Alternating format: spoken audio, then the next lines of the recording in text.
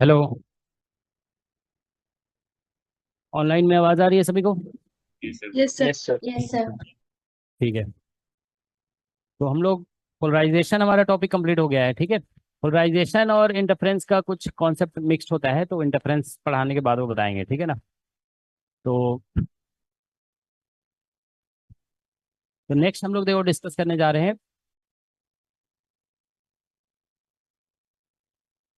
देखो, mixed concept जानते हो जो होता है ना, वो ये है कि जैसे अभी हम लोग पर्टिकुलरली ये पढ़े थे ना कि जैसे कोई इलिप्टिकली पोलराइज लाइट है। ठीक है। इलिप्टिकली पोलराइज लाइट, ये अगर किसी पोलराइजर से क्रॉस करता है, सॉरी, हाँ, पोलराइजर से, तो हम लोग कैमरा हो तो अब सही हो गया सर। हो गया सर। किसी को कुछ पूछना ऑनलाइन में, माइक ऑफ कर लोगे सब लोग। ठीक है। देखो क्या है, हम लोग ये पढ़े थे कि इलिप्टिकली पोलराइज लाइट अगर किसी पोलराइजर से जाता है, ठीक है ना, पोलराइजर, तो क्या बनता है? Plane polarise light. यही तो बनता है ना, you get plane polarise light. इसकी इंटेंसिटी हम लोग दो क्वेश्चन ऐसे सॉल्व किए थे ना, जिसमें हम लोग इंटेंसिटी इसका निकाले थे कि अगर इंटेंसिटी आई नॉट है तो देखो, अब डायरेक्ट अभी जैसे हम पूछते हैं ना, ईपीएल क्रॉस कर रहा है पोलराइजर से तो इंटेंसिटी कितना होगा, आप आंसर नहीं बता सकते हो। आपको इसमें जो दो कंपोनेंट होते हैं ना, आई कैप जे कैप, वो पता होना चाहिए। अब जानते हो तुम, देखो हमने, तुम एक बार नोटिस करोगे जितने भी क्वेश्चंस कराए ना, उसमें ऐसे क्वेश्चन थे कि जैसे आई कैप था और उसमें साइन के जेड माइनस ओमेगा टी का हमने क्वेश्चन कराया। ठीक है ना? और दूसरा मान लो जे कैप है तो कॉस के जेड माइनस ओमेगा टी। तो इनमें फेज डिफरेंस कितना है? 5/2 है। तो हम इलिप्टिकली पोलराइज लाइट का इस तरह का क्वेश्चन कराएं। ठीक है। अगर जानते हो इसमें फेज डिफरेंस 5 वगैरह का कुछ आ जाएगा ना, तो फिर कुछ सिचुएशन अलग हो जाता है। फिर इंटरफेरेंस का कॉन्सेप्ट लगाना पड़ता है। आगे तुम पढ़ोगे कि इंटरफेरेंस जब होता है ना, क्या बोलते हैं, तो उसमें फेज डिफरेंस अगर 5/2 होता है ना, तो इंटेंसिटी डायरेक्ट ऐड होता है। और अगर फेज डिफरेंस अदर देन 5/2 होता है तो फिर मैक्सिमम या मिनिमम या फिर फेज डिफरेंस डिपेंडेंट इंटेंसिटी बनता है। ठीक है ना? तो इसीलिए हम लोग वापस आएंगे इस टॉपिक पे। ठीक है, देखोगे तुम लोग कि हम इलेक्ट्रिकली पोलराइज लाइट को पास कर रहे हैं अगर पोलराइजर से, तो इंटेंसिटी कितना होगा, फिर से डिस्कस करेंगे इस चीज़ को। ठीक है ना? इंटरफेरेंस के पॉइंट ऑफ व्यू से। ठीक है। उस टाइम थोड़ा और क्लियर हो जाएगा कि बेसिकली अभी तक तुम लोग एक बार नोट्स में देखोगे, हमने जो इलिप्टिकली पोलराइज लाइट थ्रू पोलराइजर बताया ना, उसमें पाई/2 का फेज डिफरेंस है। ठीक है ना? अगर मान लो फेज डिफरेंस आ जाता है पाई/3 का, पाई/6 का, तो फिर क्या होगा आंसर? ठीक है ना? उस केस में फिर आंसर डिफरेंट होता है। ठीक है। उसमें फिर इंटरफेरेंस का कॉन्सेप्ट आता है, मैक्सिमम मिनिमम ये लगाना पड़ेगा फिर। ठीक है। तो next we are going to sir, discuss now. Similar question था जैसे ईपीएल हम क्वार्टर वेव प्लेट से पास करते हैं। उस केस हम्म। में भी अगर फेज डिफरेंस पाई/2 से डिफरेंट रहा तो हम्म। उस केस में भी वो पीपीएल नहीं होगा ना? नहीं नहीं नहीं, वो तो इमर्जिंग। देखो तुम लोग ऐसे, हम लोग कुछ जो भी हम लोग लिख रहे थे ना, वो क्या है, हम लोगों ने तो मैथमेटिकली प्रूव किया ना। तुम लोग को हम क्या बताए कल की क्लास में कि जब भी कोई डाउट हो, कुछ भी हो, तो थोड़ा कोशिश करो लिख के करने की। ठीक है ना? Try to write something. ठीक है। तो तुमको डाउट ही आ रहा है तो लिख के देख लो, कल जो हम बताए उसमें, फिर क्या होता है। बताए कि नहीं बताए तुम लोग को? हम लिखने का तरीका बताया है ना, उसमें लिखो तो फिर समझ में आएगा। जैसे पीपीएल हम मान लो ऐसे लिखते हैं, ए साइन, और ऐसे लिखा हुआ है के Z minus omega T. Doubt तो देखो सभी को आ सकता है, लेकिन जानते हो कॉन्सेप्ट स्ट्रांग उन्हीं लोगों का होता है जो डाउट को कोशिश करते हैं पहले खुद से रिजॉल्व करने का। Try to resolve the doubt, okay, yourself. तो ये आई कैप है, प्लस मान लो हमने ऐसे लिख दिया बी जे कैप और साइन के जेड माइनस ओमेगा टी और प्लस फाइव। कितना है फेज डिफरेंस इन दोनों के बीच में? फाइव है। तो क्या बनेगा? इलिप्टिकली पोलराइज लाइट है ना, आई कैप जे कैप में है, तो it will be elliptically polarise light. अब आप बताइए कि इलिप्टिकली पोलराइज लाइट ये बन गया। ठीक है ना?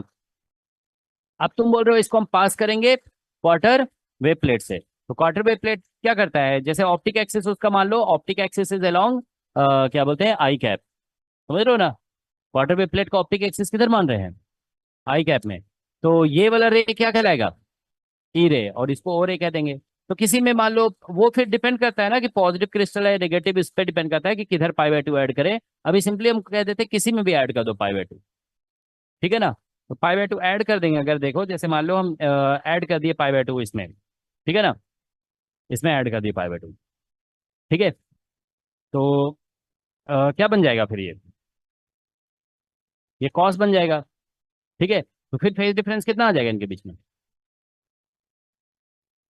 π/2 प्लस 5। मतलब ऐसा कुछ हो जाए, π/2 ऐड कर देंगे, मान लो इसी में ऐड कर दिए तो फेज डिफरेंस आ जाएगा π/2 प्लस 5। तो मतलब ये दोनों टर्म फिर सेम तो नहीं बन गया ना, सेम बना क्या, नहीं बना। तो क्या बनेगा ये, ईपीएल ही रह ईपीएल। जाएगा, है ना, ईपीएल ही रह जाएगा, ठीक है ना। तो क्या बोलते हैं, इट विल रिमेन ईपीएल, ठीक है। तो फेज डिफरेंस अगर क्या बोलते हैं अदर देन π/2 है तो फिर ईपीएल ही रह जाएगा। Is that okay. तो इसीलिए जानते हो उसमें हम लास्ट क्लास में तुम लोग को कुछ ऐसा बताए थे कि आपको क्या बोलते हैं इसको डायरेक्ट पास नहीं कराना है, ठीक है ना। हमको क्या करना है पहले, उसमें बोले थे हम कि इसको जो है ना क्वार्टर वेव प्लेट को रोटेट करके उसको ऑप्टिक एक्सिस किधर करना है, ऑप्टिक एक्सिस को पैरेलल टू मैक्सिमम इंटेंसिटी या मिनिमम इंटेंसिटी में कर देना है, ये हम बताए थे। समझ गए ना, मैक्सिमम इंटेंसिटी और मिनिमम इंटेंसिटी में करना है, ठीक है ना। तो ये बोला गया था। तो जानते हो क्या होता है, देखो अगर आप क्वार्टर वेव प्लेट को रोटेट करके मैक्सिमम या मिनिमम इंटेंसिटी में करते हो ना तो उसका मतलब देखो क्या होता है, जैसे देखिए ये इलेक्ट्रिक फील्ड दिया हुआ है, तो अगर आप इसको प्लॉट करते हैं ना तो देखिए ऐसा कुछ बनेगा, ये ई हो जाएगा ई एक्स और ये है E Y.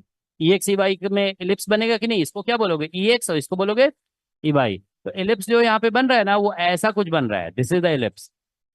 Is that okay. ये इलिप्स बन रहा है, इसका मेजर एक्सिस इधर है, ठीक है ना। और हम जो अपना ऑप्टिक एक्सिस रखे हुए हैं वो किधर रखे हुए हैं, इधर।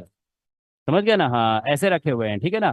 तो देखो क्या है कि अब जानते हो क्या होगा कि अगर आप ये जैसे ये बन गया ना, इस डायरेक्शन को अगर तुम बोल देते हो ई एक्स डैश, ठीक है ना, और इसको बोल दो, याद है रोटेशन ऑफ कोऑर्डिनेट सिस्टम करके एक दिन बताए थे ना, ई वाई डैश। तो अगर तुम इसको ई एक्स डैश और ई वाई डैश के टर्म में लिखने की कोशिश करोगे, if you try to write it in terms of E X dash and E Y dash, तो जानते हो कैसा हो जाएगा, देखो ये ऐसा कुछ आ जाएगा, ठीक है ना।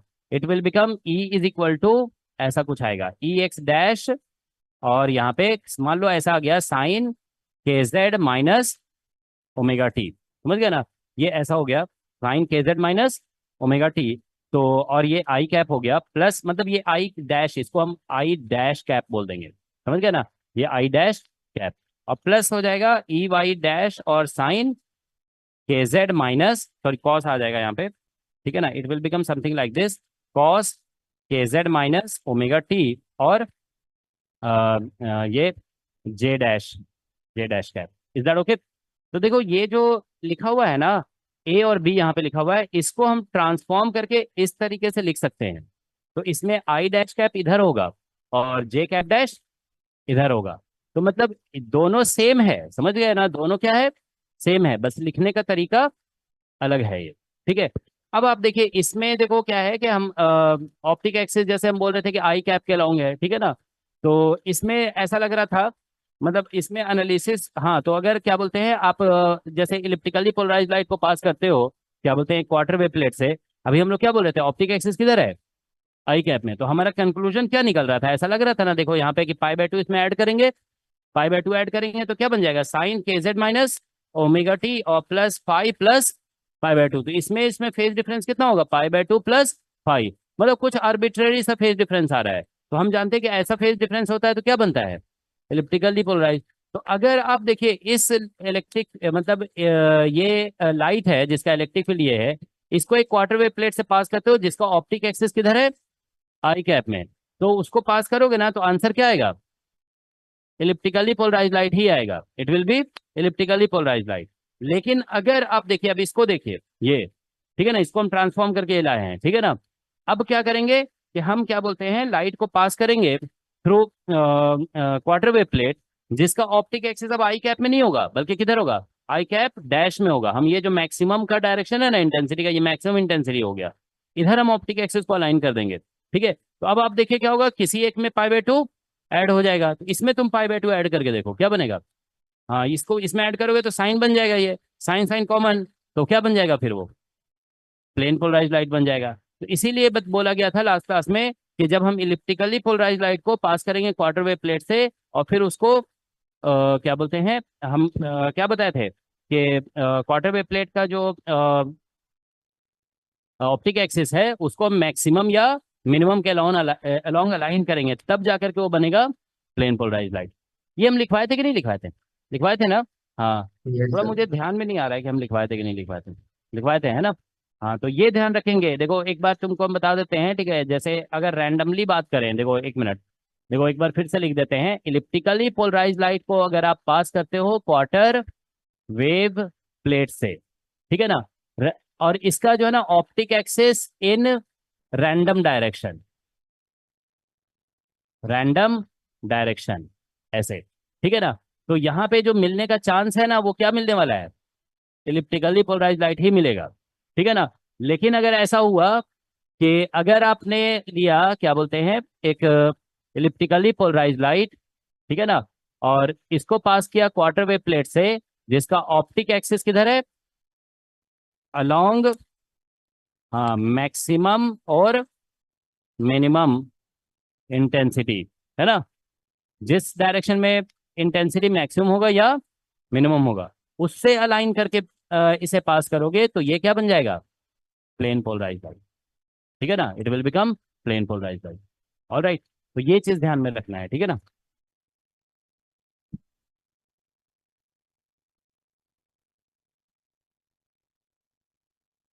ठीक है, तो एक बार तुम लोग अच्छी तरह से रिवाइज करो, क्वेश्चंस जो है ना जितने भी आए हैं एग्जाम में, सभी अटेम्प्ट कर लो, ठीक है ना? जो भी असाइनमेंट वगैरह में क्वेश्चंस हैं, ठीक है? तो हम एक क्लास इंटरफेरेंस पढ़ाने के बाद, क्योंकि पोलराइजेशन और इंटरफेरेंस का मिक्सचर का होता है, ठीक है ना, तो थोड़ा कुछ पोलराइजेशन का कॉन्सेप्ट हम और डिस्कस करेंगे, ठीक है ना?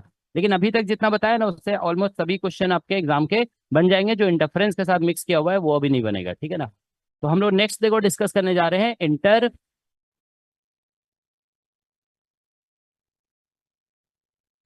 ऑफ लाइट, ठीक है? Interference of light. तो बेसिकली है क्या ये? मिक्सिंग या कह सकते हो सुपरपोजिशन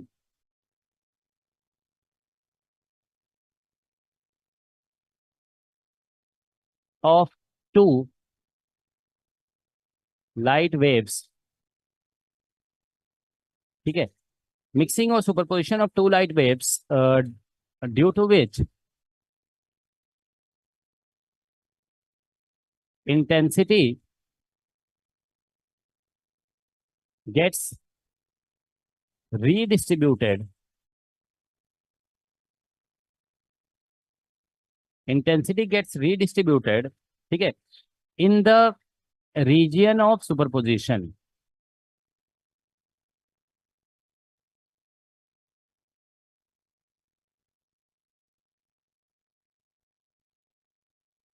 ठीक है? so that's the concept, okay? क्या लिखा है? मिक्सिंग और superposition of two light waves due to which intensity gets redistributed. मतलब देखो सिर्फ सुपरपोजिशन को ही इंटरफेरेंस नहीं कहा जाता है। अगर ऐसा होगा ना कि जैसे मान लो एक लाइट वेव आया, इसका इंटेंसिटी है I1, और इधर से दूसरा लाइट वेव आया, इसका इंटेंसिटी है I2, और यहाँ पे टोटल इंटेंसिटी जो हुआ ना, टोटल वो सिंपली हो गया I1 प्लस I2, तो आप कहोगे कि नो इंटरफेरेंस है, कोई इंटरफेरेंस नहीं है। अगर कहीं पे ऐसा हुआ कि इंटेंसिटी I1 प्लस I2 से ज्यादा हो गया और कहीं पे I1 प्लस I2 से कम हो गया, तो उसको इंटरफेरेंस कहा जाएगा।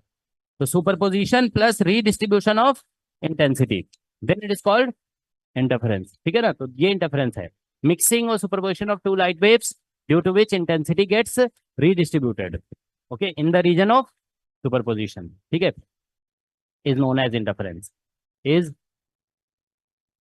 नोन एज इंटरफेरेंस,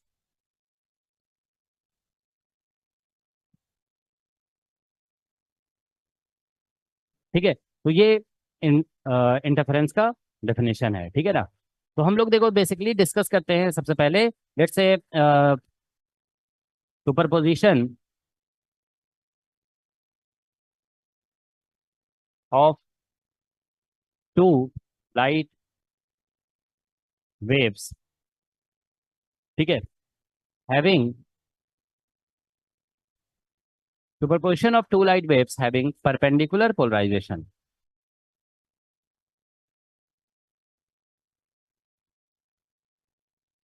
ठीक है? तो स्टार्टिंग इसी से कर रहे हैं कि जिसका पोलराइजेशन परपेंडिकुलर है, ठीक है? तो मतलब वेव्स मान लो कि एक ही डायरेक्शन में ट्रेवल कर रहा है, ठीक है। Suppose there is a wave going in this direction and there is wave going in this direction, ठीक है ना।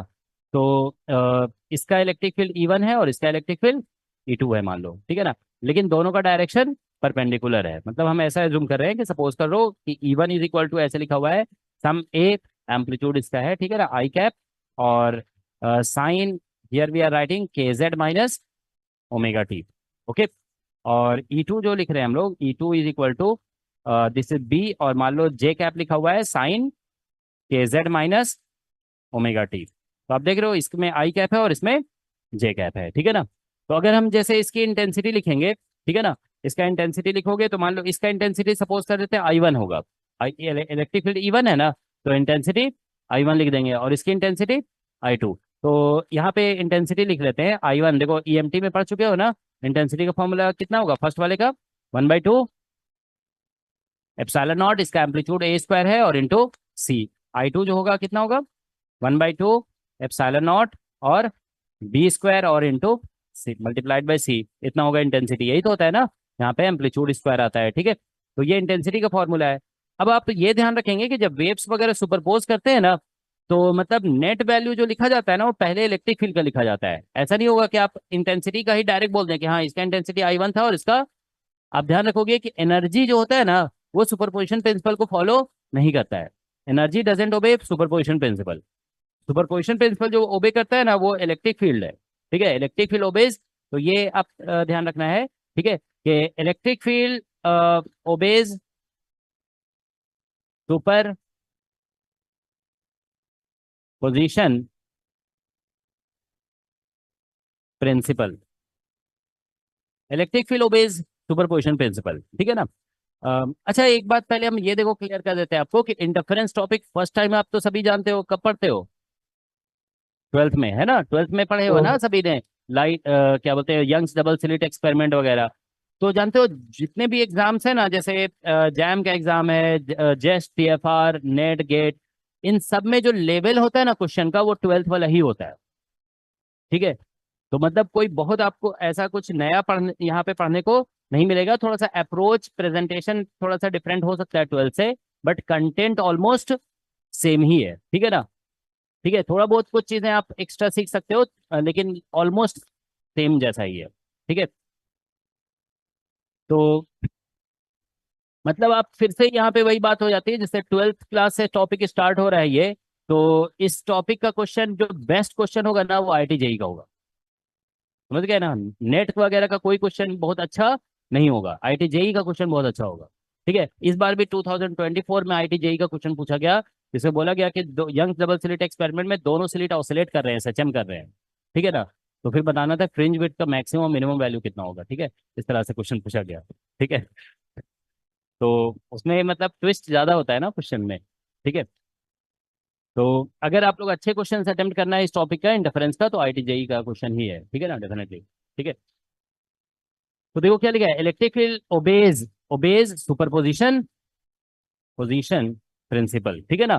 तो हम ऐसा करेंगे कि और साथ में ये भी लिख दो यहाँ पे कि एनर्जी या इंटेंसिटी जो होता है ना, एनर्जी या फिर इंटेंसिटी डजेंट ओबे, मतलब कभी कभी ओबे कर सकता है, मतलब डजेंट ऑलवेज ओबे, ऐसे कह सकते हो, डजेंट ऑलवेज ओबे। हम्म। हाँ, तो इलेक्ट्रिक फील्ड मतलब ऐसा होता है कि जैसे total electric field will be sum of first electric field and second. लेकिन एनर्जी कभी ऐसा ऐसा नहीं भी हो सकता है। टोटल एनर्जी जो है ना, कम भी हो जा सकता है और ज्यादा भी हो जा सकता है किसी पॉइंट पे, ठीक है ना। क्योंकि ऐसा होता है ना, एनर्जी कंजर्वेशन ये कहता है ना कि ओवरऑल एनर्जी सेम होना चाहिए। उसमें क्या होता है, एक जगह कम होता है तो दूसरी जगह ज्यादा हो जाता है, ठीक है ना, ये होता है। तो क्या लिखा है, एनर्जी और इंटेंसिटी डजेंट ऑलवेज ओबे इट, ठीक है ना, ऐसे लिख देते हैं, ठीक है। ये सुपरपोजिशन प्रिंसिपल को हमेशा ये ओबे नहीं करता है, ठीक है। तो अब देखिए यहाँ पे हम लोग इसीलिए सुपर, जैसे यहाँ पे क्या लिख रहे हैं, सुपरपोजिशन हम लोग डिस्कस कर रहे हैं, सुपरपोजिशन ऑफ, तो ये फर्स्ट केस हम लोग डिस्कस कर रहे हैं, superposition of two light waves having perpendicular polarization, ठीक है ना। तो परपेंडिकुलर पोलराइजेशन है, तो ऐसे ये लिख दिया हमने, इंटेंसिटी ये लिखा हुआ है। तो अब देखो इलेक्ट्रिक फील्ड ऐसे लिखेंगे, electric field is equal to, यहाँ पे कितना आ जाएगा, A I कैप, ठीक है ना, और साइन के जेड, ऐसा है ना, साइन के जेड माइनस ओमेगा टी और प्लस बी जे कैप, यही था ना, जे कैप और साइन के जेड माइनस ओमेगा टी, ऐसा है। अगर हम इसमें कुछ फेज डिफरेंस भी पुट कर देना तो भी फर्क नहीं पड़ेगा, ठीक है ना। जैसे मान लो हम फेज डिफरेंस फाई लिख देते हैं, तो यहाँ पे फेज डिफरेंस फाई आएगा। अब आप क्या कीजिए कि इसका जो है ना मॉडुलस, ये इलेक्ट्रिक फील्ड हो गया, तो इसका मॉडुलस स्क्वायर निकाल रहे हैं, मतलब इलेक्ट्रिक फील्ड का मॉडुलस और स्क्वायर, ठीक है ना। तो मॉडुलस करोगे तो क्या आएगा, देखो इसका स्क्वायर और ऐसे ही तो आ जाएगा ना, तो बस ऐसा आ जाएगा यहाँ पे, ए स्क्वायर और साइन स्क्वायर और के जेड माइनस ओमेगा टी, ठीक है ना, और प्लस बी स्क्वायर और फिर से यहाँ पे साइन स्क्वायर और के जेड माइनस ओमेगा टी, ठीक है, और प्लस फाइव। अब हम क्या करेंगे कि दोनों का एवरेज ले लेते हैं, let us take average of the two, ठीक है ना। तो इसका एवरेज लोगे, देखो ई मॉडुलस हमने लिया, इसका स्क्वायर कर दिया और फिर इसका एवरेज ले रहे हैं, तो कितना आ जाएगा, A square plus B square by two आ जाएगा, ऐसे ही आएगा ना। तो यहाँ पे 1/2 इसमें भी आ गया और 1/2 इसमें भी आ गया, ठीक है। तो देखो इंटेंसिटी जब निकाला जाता है ना, तो आप लोग देखो इंटेंसिटी का फॉर्मूले में जो 1/2 आता है वो कहाँ से आता है, इंटेंसिटी के फॉर्मूले में ये एवरेज से ही तो आता है ना 1/2, ठीक है ना। तो क्योंकि हम जब इंटेंसिटी निकालते हैं तो देखो क्या लिखते हैं, energy flowing per unit area per unit time, ठीक है ना। तो वहां पे फिर जब क्या बोलते हैं, एनर्जी का फॉर्मूला लिखा जाता है और फिर वहां पे इलेक्ट्रिक फील्ड आता है, उसका फिर एवरेज ले लेते हैं, ठीक है ना। ऐसा होता है ना, देखो उसमें बताया गया था तुम लोग को कि पावर का फॉर्मूला होता है, पावर, पावर ऐसे लिखते हैं, पॉइंटिंग वेक्टर और डॉट एरिया, ऐसा था ना, और इंटीग्रेशन करते हैं, ठीक है ना। तो हम पॉइंटिंग वेक्टर का मैग्नीट्यूड लेते हैं, इसमें इलेक्ट्रिक फील्ड का स्क्वायर आ जाता है, देखो अभी कहीं पे 1/2 नहीं है, नहीं है ना। हाँ तो इसमें भी देखो वैसे ही होगा कि जैसे ये जो हमारा इलेक्ट्रिक फील्ड का मैग्नीट्यूड का स्क्वायर निकल गया ना, तो इसी में देखो क्या होता है कि अगर हम इंटेंसिटी इसका लिखेंगे ना, तो इंटेंसिटी एक्चुअल में फॉर्मूला ऐसा होता है, देखो ये एप्सिलॉन नॉट होता है और फिर यहाँ पे ई मॉडुलस स्क्वायर का एवरेज होता है, ठीक है ना, और इंटू सी निकलता है, ये एक्चुअल में निकलता है, फिर इसके एवरेज से आ जाता है 1/2, ये इंटेंसिटी का एक्चुअल फॉर्मूला है, ठीक है ना, वो एवरेज से 1/2 आया हुआ है यहाँ पे, ठीक है ना। समझ में आ रहे हैं सभी को, जैसे हम सिंगल वाले को इसको पुट करेंगे तो साइन स्क्वायर का एवरेज 1/2 आ जाएगा, और इलेक्ट्रिक फील्ड जो पुट करोगे उससे ए स्क्वायर आ जाएगा, तो फिर ये इंटेंसिटी बन जाएगा। तो देखो टोटल इंटेंसिटी, अब देखो एप्सिलॉन नॉट और ये ई स्क्वायर एवरेज हमने निकाल लिया, यहाँ से कितना आ गया, 1/2 और ए स्क्वायर प्लस 1/2 और बी स्क्वायर और इंटू सी। अब आप देखिए यहाँ पे समझ में आ रहा है ना, ये यहाँ से हमने पुट कर दिया, इंटेंसिटी का एक्चुअल फॉर्मूला यही है, ये आता है पॉइंटिंग वेक्टर के फॉर्मूले से, पॉइंटिंग वेक्टर ही तो तुम लोग को हम पहले भी तो बता चुके हैं ना कि इंटेंसिटी क्या होता है, पॉइंटिंग वेक्टर का मॉडुलस का एवरेज, यही तो होता है इंटेंसिटी, ठीक है ना। तो पॉइंटिंग वेक्टर निकाल के देखो तुम, ठीक है ना, यही तो आएगा, हाफ तो नहीं आएगा ना उसमें, ठीक है। तो देखिए क्या है कि हम लोग जब यहाँ पे अब कैलकुलेशन कर रहे हैं, तो आप देख रहे हो कि यहाँ पे आई इज इक्वल टू ये 1/2 एप्सिलॉन नॉट, ये I1 बन जाएगा, देखो यहाँ पे हम लिखे थे ना, किधर था लिखा हुआ, ये है ना, ये वाला फर्स्ट टर्म क्या है, I1 है, और सेकेंड टर्म I2 है, तो ये हो गया I1 प्लस I2। तो आप देखिए कि दो इलेक्ट्रिक फील्ड है जो दोनों ट्रेवल सेम ही डायरेक्शन में कर रहा है, ये भी प्लस जेड में जा रहा है और ये भी प्लस जेड में, फेज डिफरेंस कुछ है दोनों के बीच में। जब हम दोनों को सुपरिम्पोज कर रहे हैं तो नेट इलेक्ट्रिक फील्ड इतना आ रहा है, उसका जब एवरेज निकाल रहे हैं फिर उससे इंटेंसिटी निकाल रहे हैं, तो इंटेंसिटी कितना आ जा रहा है, I1 प्लस I2। तो मतलब सुपरपोजिशन हो रहा है लेकिन इंटरफेरेंस नहीं हो रहा है, क्योंकि इंटरफेरेंस इसलिए उसको कहते हैं जिसमें इंटेंसिटी रीडिस्ट्रीब्यूट होता है, समझ गया ना। सिर्फ अगर सम ऑफ इंटेंसिटी आ गया ना तो उसको आप इंटरफेरेंस नहीं कह सकते हो, ठीक है ना। तो सुपरपोजिशन तो है लेकिन इंटरफेरेंस नहीं है, ठीक है ना। तो इंटेंसिटी जस्ट सम के इक्वल हो जाएगा, तो ये चीज आप ध्यान रखेंगे कि अगर पोलराइजेशन परपेंडिकुलर है तो कोई मैक्सिमम नहीं बनता है, कोई मिनिमम नहीं बनता है, intensity just sum of the two होता है, ठीक है। तो ये इस केस में आप कहोगे no interference, total intensity just sum of the two intensity, okay. तो ये समझ लो हमारा केस 1 हम लोग डिस्कस किया इंटरफेरेंस का, इंटरफेरेंस के कॉन्सेप्ट का ये केस 1 है, ठीक है। तो हम, ठीक है, अब हम लोग देखो इसी को अभी पोलराइजेशन कैसे लिया गया था, पोलराइजेशन वाज परपेंडिकुलर, एक आई कैप में और एक जे कैप में, ऐसे लिया हुआ था, ठीक है ना, यहाँ आई कैप और जे कैप, ठीक है। अब हम ले लेते हैं दोनों को, आई कैप में, ठीक है। अब देखो हम लोग यहाँ पे नेक्स्ट डिस्कस करने जा रहे हैं केस 2, ठीक है। सुपरपोजिशन, ये सबसे यही इंपॉर्टेंट केस है, ज्यादा ये एग्जाम में इसी से पूछा जाता है क्वेश्चन, ठीक है ना। सुपरपोजिशन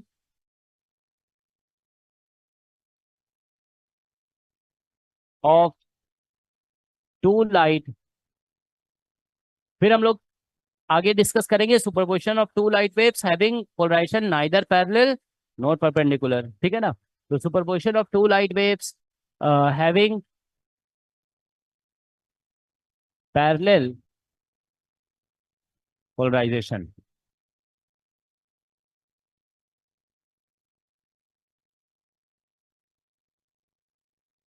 ठीक है। तो हम लोग देखो ये फर्स्ट इलेक्ट्रिक फील्ड है, इसको हम ऐसे लिख दे रहे हैं, मान लो इसका एम्पलीट्यूड ए लिख दिए, ठीक है ना। ए और यहाँ पे आई कैप है, इधर लिख देते हैं साइन, और ये हो जाएगा के Z minus omega T, okay. के जेड माइनस ओमेगा टी। दूसरे वेव का जो मतलब ऐसा होगा कि ये लाइट वेव ऐसे जा रहा है और ये भी लाइट वेव, दोनों सुपरिम्पोज करेंगे, ठीक है ना। दे विल सुपरिम्पोज, ठीक है ना, इस तरह से। तो दोनों सेम डायरेक्शन में जा रहे हैं, दे विल सुपरिम्पोज, ठीक है ना।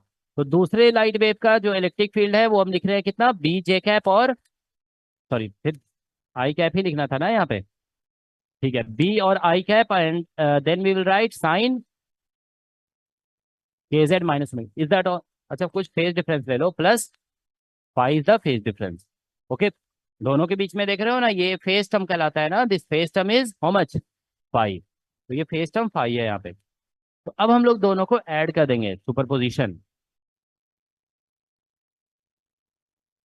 तो superposition will give E is equal to what will it give, E1 plus E2, है ना, E1 प्लस E2 हो जाएगा, ठीक है ना। तो यहाँ से देखिए कि दोनों में आई कैप तो कॉमन आ जाएगा, ठीक है ना। You will get something like this, I cap common, and here we get a sine के जेड माइनस ओमेगा टी, और प्लस बी साइन के जेड माइनस ओमेगा टी, और प्लस फाइव, ठीक है। अब इसमें जो है ना, देखो इसको क्या करो, ए मान लो और इसको बी मान करके, और इसको साइन ए प्लस बी में ओपन कर दो, ठीक है ना। You open it in sine A plus B, ठीक है ना। तो यहां से देखिए इसको बस थोड़ा ओपन करेंगे, तो ये आई कैप हो गया, समझ में आ रहा है सभी को। इसको ओपन करो साइन ए प्लस बी में, तो क्या बनेगा, ए साइन ऐसे लिखेंगे के जेड माइनस ओमेगा टी, के जेड माइनस ओमेगा टी, और प्लस बी साइन, साइन के जेड माइनस ओमेगा टी आएगा, और इंटू कॉस फाइव। तो हम यहाँ पे ऐसे लिख दें, कॉस फाइव लिख देते हैं ऐसे, और इधर लिख देते हैं साइन के Z minus omega T, is that okay, plus फिर क्या बनेगा, कॉस और साइन। तो यहाँ पे बी साइन फाइव, और इंटू कॉस के Z minus omega T. Are you all getting this, ठीक है। Now what you do is, देखो साइन और साइन ये टर्म कॉमन है, जस्ट लिटिल मैथमेटिक्स है ये, ठीक है ना। तो यहाँ से देखो ये E vector is equal to I cap, और साइन साइन कॉमन आ जाएगा, तो ये A plus B cos phi आ जाता है, और इधर हो जाता है साइन के जेड और माइनस ओमेगा टी, ठीक है। This is what we are getting, ठीक है ना। प्लस यहाँ से आ जाएगा बी साइन फाई और कॉस के जेड माइनस ओमेगा टी, ठीक है। दिस वी आर गेटिंग, ठीक है। तो इसको थोड़ा देखो, अभी एक्चुअली वो क्या हो रहा है वो देखो, अब समझाते हैं तुम्हें कि ये टर्म्स ऐसे बन गए ना। देखो एक बार दोनों कैलकुलेशन को अगर हम कंपेयर करेंगे ना, तो आपको देखो समझ में आएगा कि इसमें जानते हो हम लोग क्यों ये सब कैलकुलेशन कर रहे हैं। देखो हम हमें एक मैथमेटिकल प्रॉब्लम है यहाँ पे, ठीक है। देखो हम ऐसा इस तरह से कैलकुलेशन क्यों नहीं कर रहे हैं, तो आप लोग को थोड़ा सा अनयूजुअल लग सकता है। देखो इसमें क्या किया, सुपरपोजिशन हमने किया, दोनों ऐड हो गया, एक आई कैप में है, दूसरा जे कैप में है। तो हमने क्या किया, इसका इलेक्ट्रिक फील्ड का फिर क्या निकाले, मॉडुलस। तो मॉडुलस निकाले तो क्या हुआ, ये बन गया साइन स्क्वायर, और ये बन गया ये भी साइन स्क्वायर। अब हम जानते हैं कि एवरेज लेंगे तो इसका एवरेज कितना होगा, 1/2, इसका भी एवरेज 1/2। लेकिन देखो इसमें क्या हो रहा है कि इसमें एक प्रॉब्लम है। देखो इसमें क्या है कि अगर हम इसको ऐड कर दिए, ये बन गया आई कैप तो कॉमन ही आ गया, तो इसका मॉडुलस लोगे ना तो बस आई कैप हट जाएगा, यही तो होगा ना, आई कैप हट गया। अब क्या है कि तुम इसका स्क्वायर करोगे तो इसका स्क्वायर होगा, इसका स्क्वायर होगा, ठीक है ना, फिर दोनों का 2ab का भी टर्म आएगा, ठीक है ना। तो देखो इसका स्क्वायर का एवरेज कितना होगा, हाफ, इसका भी आएगा, लेकिन जो 2ab का टर्म है ना उसमें एक 5 भी एडेड है, तो इसीलिए फिर उसका एवरेज तुम डायरेक्ट नहीं बता सकते हो, फिर उसको तो ओपन करके ही बताना पड़ेगा, समझ गया ना। तो हम अगर जो पहले वाला मेथड था ना वो मेथड इसमें लगाएं तो भी चल जाएगा, हम तो भी कर सकते हैं, लेकिन फिर भी कैलकुलेशन उसको ओपन तो करना ही पड़ेगा 2ab वाले टर्म को, ठीक है ना। तो इसीलिए हम उस मेथड से अप्रोच ना करके हम थोड़ा सा डिफरेंट मेथड से अप्रोच कर रहे हैं। Is that okay? क्योंकि सिर्फ इसमें समझ रहे हो ना कि इसका इलेक्ट्रिक फील्ड का स्क्वायर करेंगे तो इस पूरे टर्म का क्या होगा, होल स्क्वायर हो जाएगा, होल स्क्वायर होगा तो फिर 2ab का भी टर्म आएगा, तो इसका कैलकुलेशन प्रीवियस कैलकुलेशन के जैसा, सिर्फ स्क्वायर का टर्म आता है तो समझ लो बहुत ही इजी हो जाता है, बहुत इजी हो जाता है, ठीक है ना। लेकिन वैसा नहीं है, ठीक है। तो चलिए आप लोग इसमें थोड़ा सा एक दो स्टेप और है, बस खत्म हो जाएगा फिर ये। देखो हम लोग क्या करेंगे कि इसमें कुछ टर्म्स पुट कर रहे हैं, देखो ये जो टर्म है ना ये कांस्टेंट है, देखो एक तरह से ये टाइम डिपेंडेंट टर्म नहीं है, ये भी एक, ये जो टर्म है ये भी कांस्टेंट है। तो ओवरऑल देखा जाए ना तो यहाँ पे देखो ए बी और फाई ये कुछ कांस्टेंट्स हैं, तो हम इसको जो है ना कुछ अनदर कांस्टेंट से रिप्लेस कर दे रहे हैं। एक कांस्टेंट को आप अनदर कांस्टेंट से रिप्लेस कर सकते हो, ठीक है ना, अपने कन्वीनियंस के अकॉर्डिंग। तो हम इसको क्या कर रहे हैं कि I am going to write this as A, एक कैपिटल ए यहाँ पे लिख रहे हैं, ठीक है ना। और यहाँ पे कुछ मान लो लिख देते हैं sine cos delta, let us write it as cos delta, ठीक है। और इसको हम लिख देते हैं ए और sine delta, we are writing like this, A cos delta और ए साइन डेल्टा। तो आप लोग ये समझिए कि इसकी जगह ये जब आप सब्स्टिट्यूट करोगे, ठीक है, तो ये क्या बन जाएगा, ए साइन के जेड माइनस ओमेगा टी और कॉस डेल्टा, और इसमें भी ए आएगा इसमें भी आएगा, ए तो कॉमन आ जाएगा, और यहाँ पर देगा कॉस के जेड माइनस ओमेगा टी और साइन डेल्टा, तो क्या बन जाएगा ये, हाँ। तो ये इलेक्ट्रिक फील्ड जो है ना वो ऐसा कुछ बन जाएगा, देखो आई कैप और यहाँ पे ए, और यहाँ पे आ जाएगा साइन के Z minus omega T plus delta. Are you all getting this? यही आ रहा है ना, ठीक है। और दूसरी बात देखो क्या है कि ये जब हमने सब्स्टिट्यूट कर दिया यहाँ पे, आप समझ जाओगे कि इसको पुट किया गया है, तो हमारे पास, चलो एक बार साइड में लिख देते हैं, तो ये तो आप देखो इलेक्ट्रिक फील्ड का ये फॉर्मूला बन गया, ठीक है ना। अब हमें पता चल चुका है कि इसका एम्पलीट्यूड कितना है, तो एम्पलीट्यूड ये प्लेन वेव है ना, this what is this, plane wave है, प्लेन वेव है, प्लेन वेव ही तो हुआ ना, ये कांस्टेंट आ गया यहाँ पे तो ये प्लेन वेव बन गया। तो प्लेन वेव का तो आप जानते हो इंटेंसिटी फिर वही फॉर्मूला 1/2 एप्सिलॉन नॉट है ना, ए स्क्वायर, तो ए की जगह पे ये वाला टर्म आ जाएगा, तो इसको निकाल लेते हैं हम लोग। देखो यहाँ पे हमने क्या किया था, ए प्लस बी और कॉस फाई की जगह हमने क्या लिखा है, ए कॉस डेल्टा यहाँ पे, और हमने A sorry B, B sine phi की जगह हमने क्या लिखा है, ए साइन डेल्टा, ऐसे लिखे है ना। इन दोनों को आप क्या करिए, स्क्वायर और ऐड करिए, ठीक है ना, स्क्वायर एंड ऐड, तो इन दोनों को हम स्क्वायर और ऐड करेंगे। एक चीज देख लो कि सुपरपोजिशन हम किए ना, दो इलेक्ट्रिक फील्ड सेम डायरेक्शन में थे तो उसके सुपरपोजिशन से ये देखो एक प्लेन वेव था और ये भी क्या था, एक प्लेन वेव था, तो दोनों प्लेन वेव को सुपरपोज करने से नया जो वेव मिला ना वो भी क्या है, प्लेन वेव है, और उसका एम्पलीट्यूड ए है, तो वही एम्पलीट्यूड पता कर रहे हैं यहाँ पे, तो स्क्वायर और ऐड करोगे ना तो एम्पलीट्यूड निकल आएगा। तो यहाँ से देखिए ये आ जाएगा इधर ए प्लस बी और क्या था ये, कॉस फाई था है ना, कॉस फाई का होल स्क्वायर और प्लस यहाँ पे बी साइन फाई का whole square is equal to, यहाँ पे ए स्क्वायर कॉमन आ जाएगा और यहाँ पे हो जाएगा कॉस स्क्वायर डेल्टा और प्लस साइन स्क्वायर डेल्टा, ठीक है, आ गया। इसको बस ओपन थोड़ा कर दो, ठीक है ना, तो ये कितना हो जाएगा, A square plus B square plus 2ab cos phi, ठीक है ना, is equal to A square, ठीक है। तो ये एम्पलीट्यूड निकल गया, ठीक है। तो अब हम देखिए मतलब ये एम्पलीट्यूड का इंपॉर्टेंट फॉर्मूला है, एम्पलीट्यूड जो हो रहा है ना रूट अंडर, इसको ऐसे लिख रहे हैं A square plus B square, मतलब दो वेव है, एक वेव का एम्पलीट्यूड पहले कितना था, ए था, दूसरे वेव का एम्पलीट्यूड बी था। आप इसको A1 A2 भी लिख सकते हो, एक वेव का एम्पलीट्यूड अगर A1 होगा तो यहाँ पे A2 हो जाएगा फिर, ठीक है ना। और 5 फेज डिफरेंस था 2ab कॉस फाइव, तो ये आप कह सकते हैं कि रिजल्टेंट एम्पलीट्यूड का फॉर्मूला है, रिजल्टेंट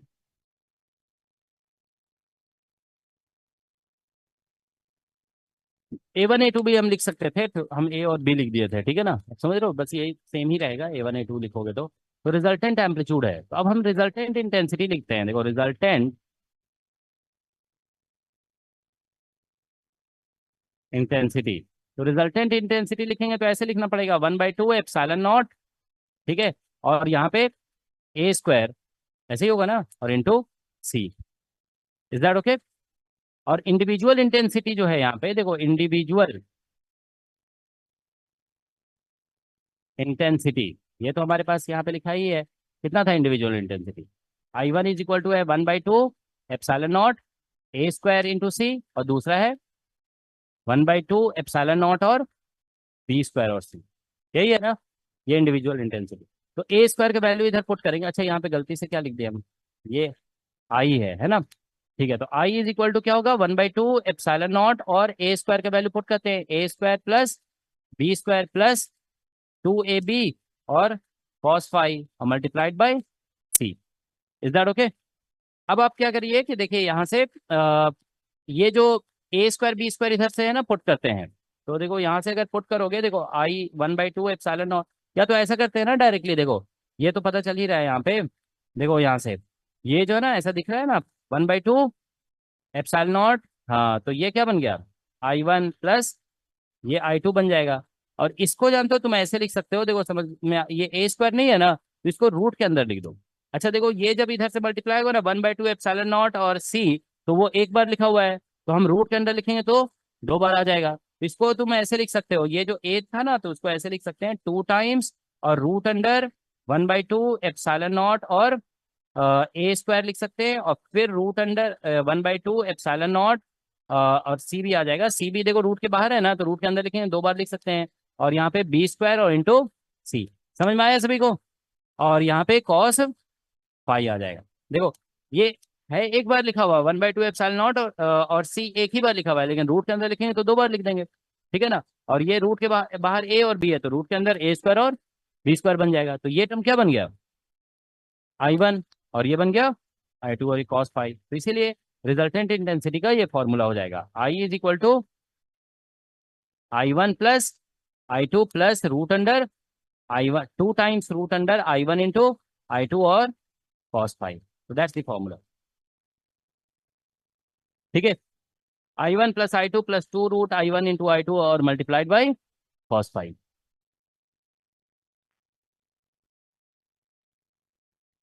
ठीक है, तो ये कब है फॉर्मूला अप्लीकेबल,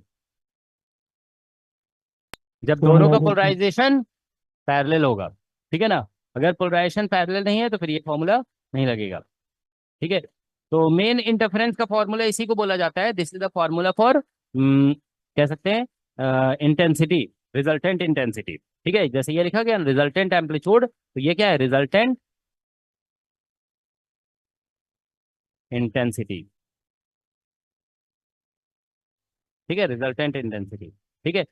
तो हम लोग देखिए अगर इसमें जैसे मान लो कभी मैक्सिमम, देखो कॉस फाई का मैक्सिमम वैल्यू आप जानते हो 1 होता है, तो मैक्सिमम इंटेंसिटी जो निकलेगा ना, मैक्सिमम रिजल्टेंट इंटेंसिटी, वो निकल जाएगा रूट I1 प्लस, हाँ, root I1 plus root I2 का होल स्क्वायर, ऐसा निकलेगा, क्योंकि यहाँ पे देखो 1 करोगे ना 1, ठीक है, तो ऐसा आ रहा है I1 plus I2 2 root I1 I2, ठीक है, तो आप इसको ओपन करके देखिए वही आ जाएगा।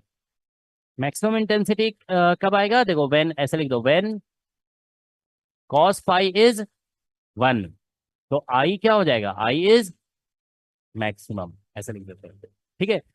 तो जब हम कॉस फाई का वैल्यू 1 करेंगे तो इंटेंसिटी क्या हो रहा है, मैक्सिमम, इसी को बोला जाता है कंस्ट्रक्टिव इंटरफेरेंस, ठीक है ना, this is known as this is known as constructive interference, constructive interference, इसी को हम लोग कंस्ट्रक्टिव इंटरफेरेंस कहते हैं, ठीक है ना। तो मतलब ये समझ में आ गया, देखो कंस्ट्रक्टिव इंटरफेरेंस के लिए कॉस फाई को कितना करना है 1, तो इसका मतलब ये है, ये इसके लिए जो कंडीशन होगा ना, कंडीशन वो हो गया कि फाई का वैल्यू होना चाहिए 2n पाई, फेज डिफरेंस जो होगा कितना होना चाहिए, 2n पाई, समझ में आ रहा है?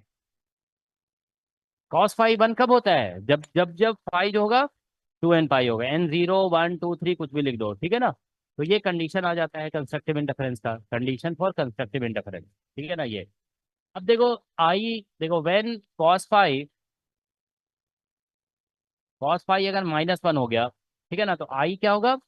मिनिमम हो जाएगा। तो हाँ, तो इसमें आई मिनिमम जो निकलेगा ना वो इतना निकलेगा, √under I1 minus √under I2 का होल स्क्वायर। यही होगा ना?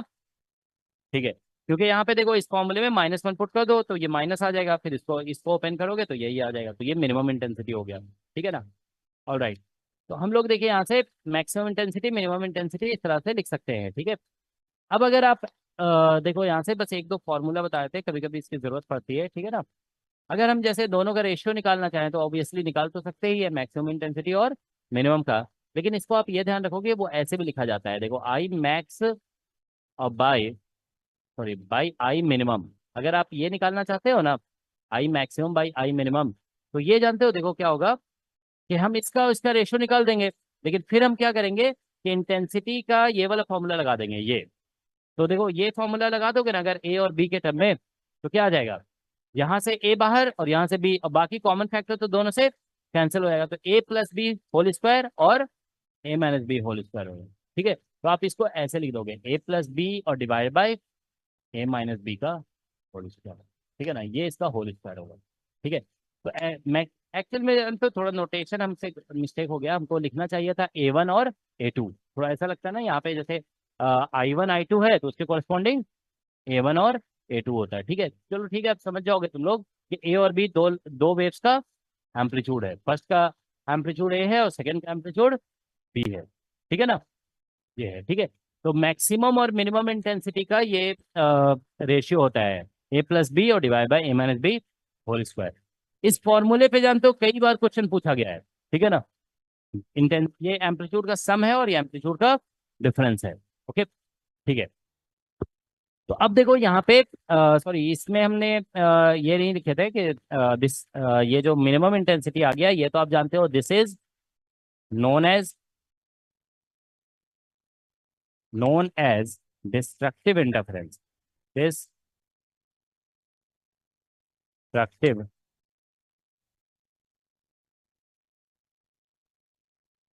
ठीक है। तो इसको हम लोग डिस्ट्रक्टिव इंटरफेरेंस कह देंगे, ठीक है। This is known as destructive interference, all right.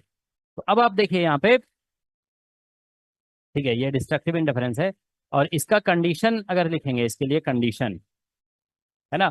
तो आप देख रहे हैं कॉस फाई का वैल्यू कितना लिखा गया है, -1। तो जब भी फाई जो है ना ऑड मल्टीपल ऑफ पाई होगा तो ये -1 होता है, ऐसे पाई के लिए फाई के वैल्यू पाई पुट करोगे -1, 3 पाई पुट करोगे -1, ठीक है। तो इसका मतलब है कि phi should be equal to 2n+1 pi, ठीक है। तो ये कंडीशन फॉर डिस्ट्रक्टिव इंटरफेरेंस, ये सब बार बार यूज होता है प्रॉब्लम सॉल्विंग में। Condition for constructive interference is this, destructive interference के लिए फिर ये कंस्ट्रक्टिव और ये डिस्ट्रक्टिव हो गया, ठीक है।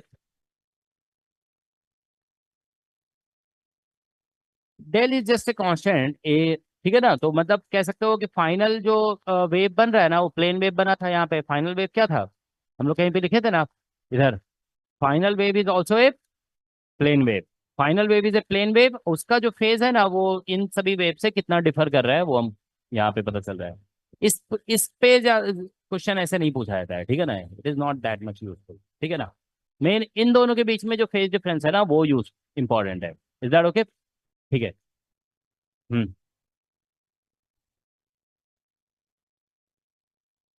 हम्म। नहीं देखो तुम क्या बोलते हैं, कांस्टेंट तो अपने हम पुट कर रहे हैं ना, तो हम डिसाइड करेंगे ना कि हम क्या पुट करें। हाँ, हम मैथमेटिक्स को सिंपल बनाना चाहते हैं कि ज्यादा टफ बनाना चाहते हैं, तुम समझ रहे हो ना, हम सिंपल बनाना चाहते हैं ना, तो I want to put something which is simpler, ठीक है। तो सिंपल बनाने के लिए हम ऐसे ही पुट करेंगे, ठीक है ना।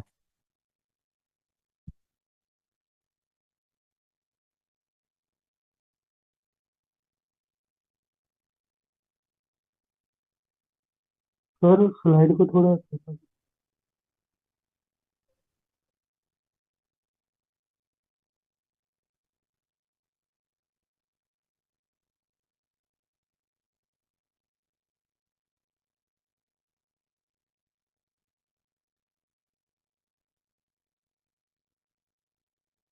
इसको और भी कोई तरीका हो सकता है करने का। एक तो फेजर का कॉन्सेप्ट होता है, फेजर से हम कर सकते हैं, ठीक है ना। वेक्टर समझ गए ना, एक वेक्टर का कॉन्सेप्ट से किया जा सकता है, ठीक है ना। तो उसमें फिर हमें ये सब की जरूरत नहीं पड़ती है, ये सब्स्टिट्यूशन वगैरह नहीं करना पड़ेगा, हम उससे वेक्टर से कर लेंगे, ठीक है ना। उसको बोलते हैं फेजर डायग्राम, ठीक है ना।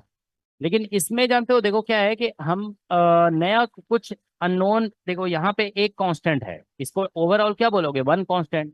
इसको क्या बोलोगे, ओवरऑल अनदर कांस्टेंट। इसको ओवरऑल वन कांस्टेंट बोलिए और इसको अनदर कांस्टेंट। तो हम लोग जानते हो क्या कर रहे हैं, दो ही कांस्टेंट यहाँ पे हम मान रहे हैं, इसको ओवरऑल इसको सिंगल कांस्टेंट मान रहे हैं और इसको ओवरऑल सेकंड कांस्टेंट। तो दो कांस्टेंट को तुम रिप्लेस अनदर दो कांस्टेंट से ही करोगे, समझ गए ना। तो हम यहाँ पे अगर ए ले लेंगे ना और यहाँ पे ए प्राइम, तो कितने कांस्टेंट हो जाएंगे, तीन हो जाएंगे ना, ठीक है ना। तो इसीलिए इसको एक सिंगल कांस्टेंट और इसको सिंगल कांस्टेंट मान रहे हैं, इसको हम दो से ही रिप्लेस करते हैं, ठीक है ना।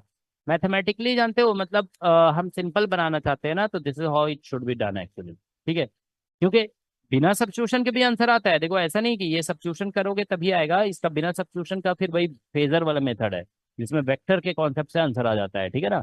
तो वहां पे भी आंसर एग्जैक्टली सेम आता है। अगर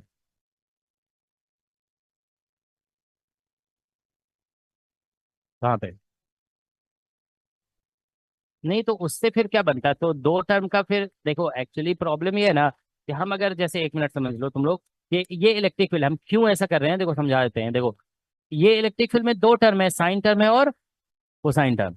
अब हम तुमसे पूछते हैं, जैसे मान लो एक मैथमेटिक्स का क्वेश्चन देते हैं, y इज इक्वल टू, मान लो हमने दे दिया तुम्हें 2 sin थीटा या sin x और +3 cos x, ये ऐसे दे दिया हमने, ठीक है ना। 2 sin x +cos x, ठीक है ना, ऐसे ही था ना, यहाँ पे साइन था और ये कोसाइन था, ठीक है। अब हम बोलते हैं कि आप जो है ना इसका क्या बोलते हैं, बताइए कि मैक्सिमम वैल्यू कितना होगा, what is the maximum value of Y, ठीक है। तो इसमें देखो ऐसा होगा ना कि कभी जैसे साइन मैक्सिमम होगा 1, ठीक है, तो ये 0 हो जाएगा। तो आपको ऐसा लग सकता है कि ये जब मैक्सिमम होगा 3 हो रहा है, ठीक है ना। और क्या बोलते हैं, समझ में आ रहा है ना सभी को। देखो जब ये क्या हो रहा है, ये कॉस अगर मैक्सिमम होगा 1 होगा तो साइन उस टाइम 0 हो जाएगा, है ना। तो ये 0, तो ऐसा लग रहा है कि मैक्सिमम कितना होगा 3। लेकिन अगर आप डिटेल में एनालिसिस करेंगे तो एक्चुअल में मैक्सिमम वैल्यू 3 से ज्यादा भी आ सकता है, ठीक है ना। It can be greater than 3 also, ठीक है ना। तो थोड़ा डिटेल में कैलकुलेशन करके देखना पड़ेगा, ठीक है ना, कि कितना आ रहा है। तो यहाँ पे एक्चुअल में देखो दोनों के बीच में फेज डिफरेंस कितना है, 5/2। तो इसका एम्पलीट्यूड कितना है 2 और इसका एम्पलीट्यूड कितना है 3। तो इसका जो अभी हम एम्पलीट्यूड वाला फॉर्मूला बताया ना, देखो यहाँ पे इसके अकॉर्डिंग देखो कहाँ था, ये वाला फॉर्मूला देखो एम्पलीट्यूड का, ये फॉर्मूला लगाएंगे, फेज डिफरेंस कितना है दोनों के बीच में, 5/2 है। तो यहाँ पे हम 5/2 लिख देंगे, 5/2, तो ये जो टर्म 0 हो जाएगा, तो बचेगा कितना, a² + b²। तो a² + b² करेंगे, यहाँ पे देखो एम्पलीट्यूड जो इसका निकल रहा है वो कितना निकल रहा है, 4 + 9, तो ये हो गया √13, ठीक है। तो देखो अभी अगर सिर्फ हम ऐसा कहते हैं कि इसका मैक्सिमम ले रहे थे, तो ये 0 हो रहा था, तो कितना वैल्यू निकल रहा था 3। लेकिन एक्चुअल में एम्पलीट्यूड इसका कितना आ रहा है, √13। √13 3 से ज्यादा है कि नहीं है, ठीक है। तो देखो इसको अगर ये सिंपल मैथमेटिक्स का क्वेश्चन है कि what is the maximum value of this, तो एक तरीका अभी हम बताए ना सब्स्टिट्यूशन से निकालो। दूसरा मैथमेटिक्स में तुम जानते हो मैक्सिमा और मिनिमा कॉन्सेप्ट लगा सकते हैं, तो हम मैक्सिमम मिनिमा लगाएंगे ना तो भी आंसर यही आएगा, then also you will get the same. तो फिर हम यहाँ पे वही बात कर सकते हैं कि हमें जैसे मान लो इसमें पता करना है कि मैक्सिमम इंटेंसिटी कितना है, तो हम मैक्सिमा और मिनिमम का कॉन्सेप्ट फिर या तो यहाँ लगा सकते हैं, ठीक है। तो करने के बहुत तरीके हो सकते हैं, ठीक है ना। लेकिन ये एक स्टैंडर्ड तरीका है, ध्यान रखोगे कि ये सिर्फ अभी नहीं यूज हुआ, कई जगह पे मैथमेटिक्स में यूज होता है, ठीक है, ठीक है। All right.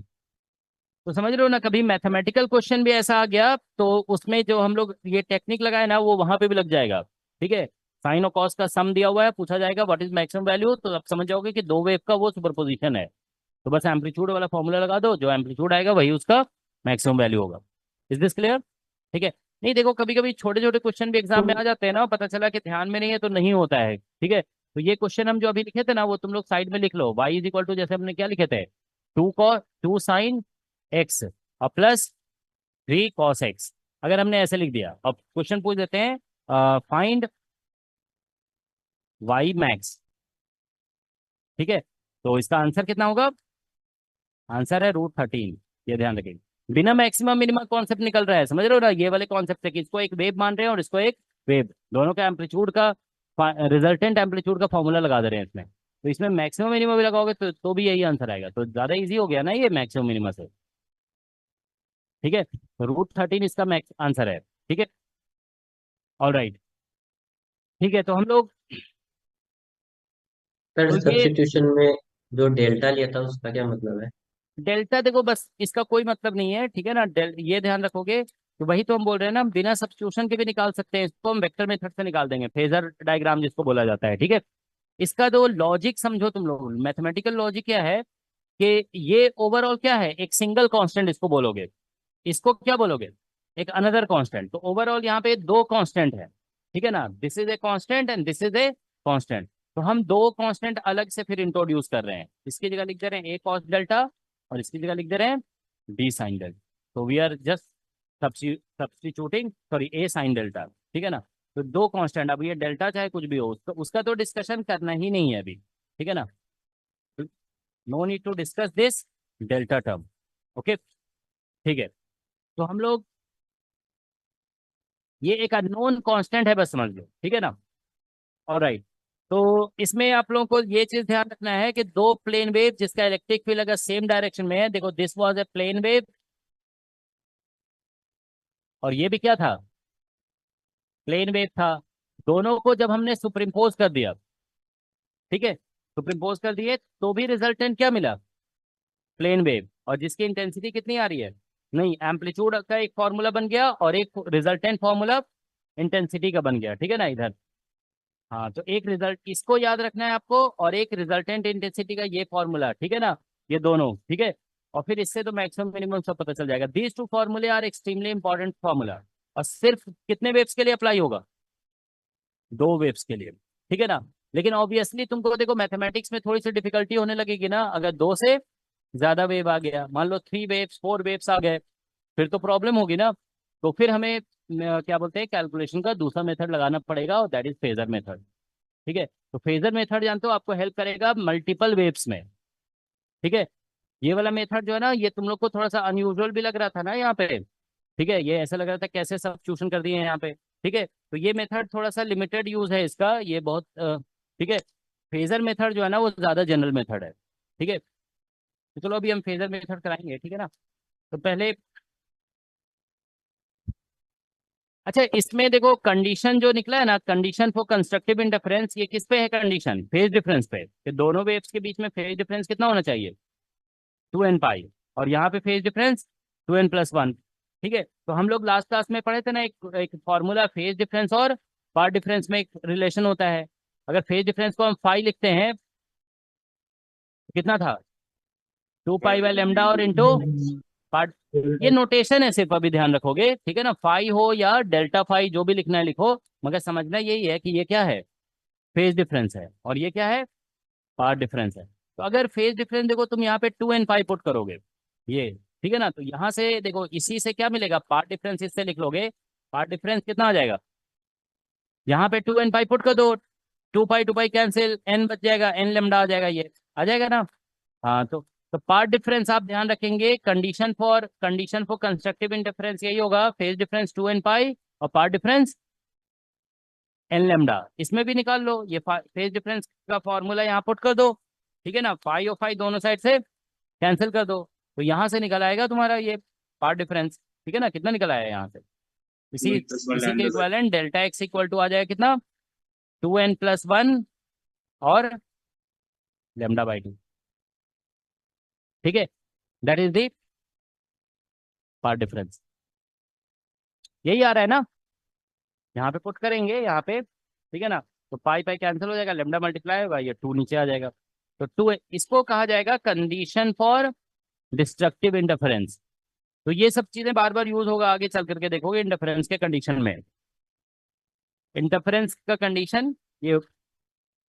ठीक है, तो ये जो पाथ डिफरेंस लिखा जा रहा है ना, देखो हम क्या कहेंगे कि कंस्ट्रक्टिव इंटरफेरेंस तभी होगा जब फेज डिफरेंस होना चाहिए दोनों सुपरपोजिंग वेव्स के बीच में, कितना होना चाहिए, 2n पाई। ठीक है ना, दोनों वेव्स ट्रेवल कर रहे हैं एक ही डायरेक्शन में। ठीक है, और दोनों वेव्स के बीच में पार्ट डिफरेंस कितना होना चाहिए, n लैम्डा। तो ये जो पार्ट डिफरेंस है ना, ध्यान रखोगे, ये कहलाता है टोटल ऑप्टिकल पार्ट डिफरेंस है ये। ठीक है ना, दिस इज कॉल्ड मतलब total optical path difference N lambda होना चाहिए, total optical path difference. Optical part difference मतलब ज्योमेट्रिकल नहीं, ऑप्टिकल पार्ट डिफरेंस समझ रहे हो ना, जैसे ज्योमेट्रिकल पार्ट डिफरेंस समथिंग होता है, उसको रिफ्रैक्टिव इंडेक्स से मल्टीप्लाई करना पड़ता है, अगर मीडियम आ जाता है तो तब बनता है ऑप्टिकल पार्ट डिफरेंस, ठीक है ना। तो टोटल ऑप्टिकल पार्ट डिफरेंस जो आएगा ना वो आएगा कितना, एन लेमडा, ठीक है।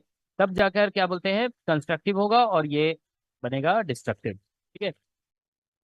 ऑलराइट, तो देखो दो केसेस हम लोगों ने डिस्कस किया है सुपरपोजिशन का। एक था जिसमें परपेंडिकुलर पोलराइजेशन था और एक पैरेलल पोलराइजेशन। तो पैरेलल पोलराइजेशन में एक केस और देखो डिस्कस कर रहे हैं, ये suppose हमारा केस 3 है। सर प्रीवियस स्लाइड दिखा दीजिए।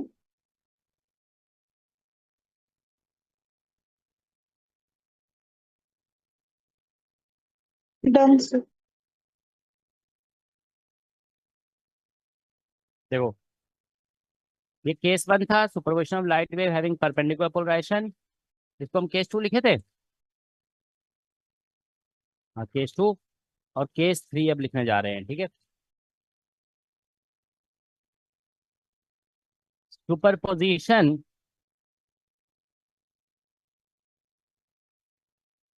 ऑफ, ठीक है, देखो superposition of two light waves having same polarization, दोनों का पोलराइजेशन क्या है, सेम है, but having time dependent, but having time dependent phase difference.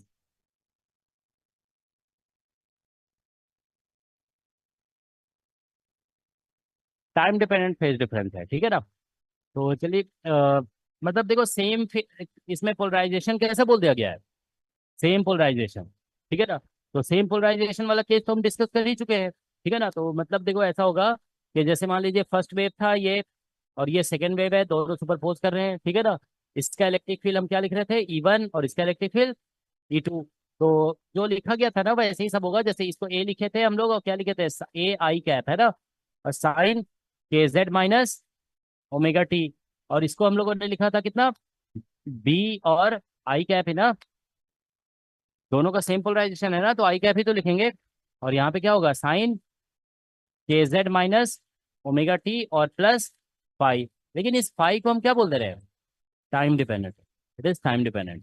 तो देखिए सब कुछ ऐसे ही प्रोसीड होगा, तो इसमें इंटेंसिटी जो निकलेगा ना, देखो इसका इंटेंसिटी है I1 और इसका इंटेंसिटी है I2, दो वेव्स हैं, दोनों का इंटेंसिटी I1 और I2 है। तो रिजल्टेंट इंटेंसिटी निकालोगे ना, तो ये I1 प्लस I2 होगा, और प्लस यहाँ पे होगा 2√I1 एंड I2 और cos फाई। अब ये जो फाई है ना वो टाइम का फंक्शन है, तो इसका मतलब ये जो इंटेंसिटी होगा ना, ये इंटेंसिटी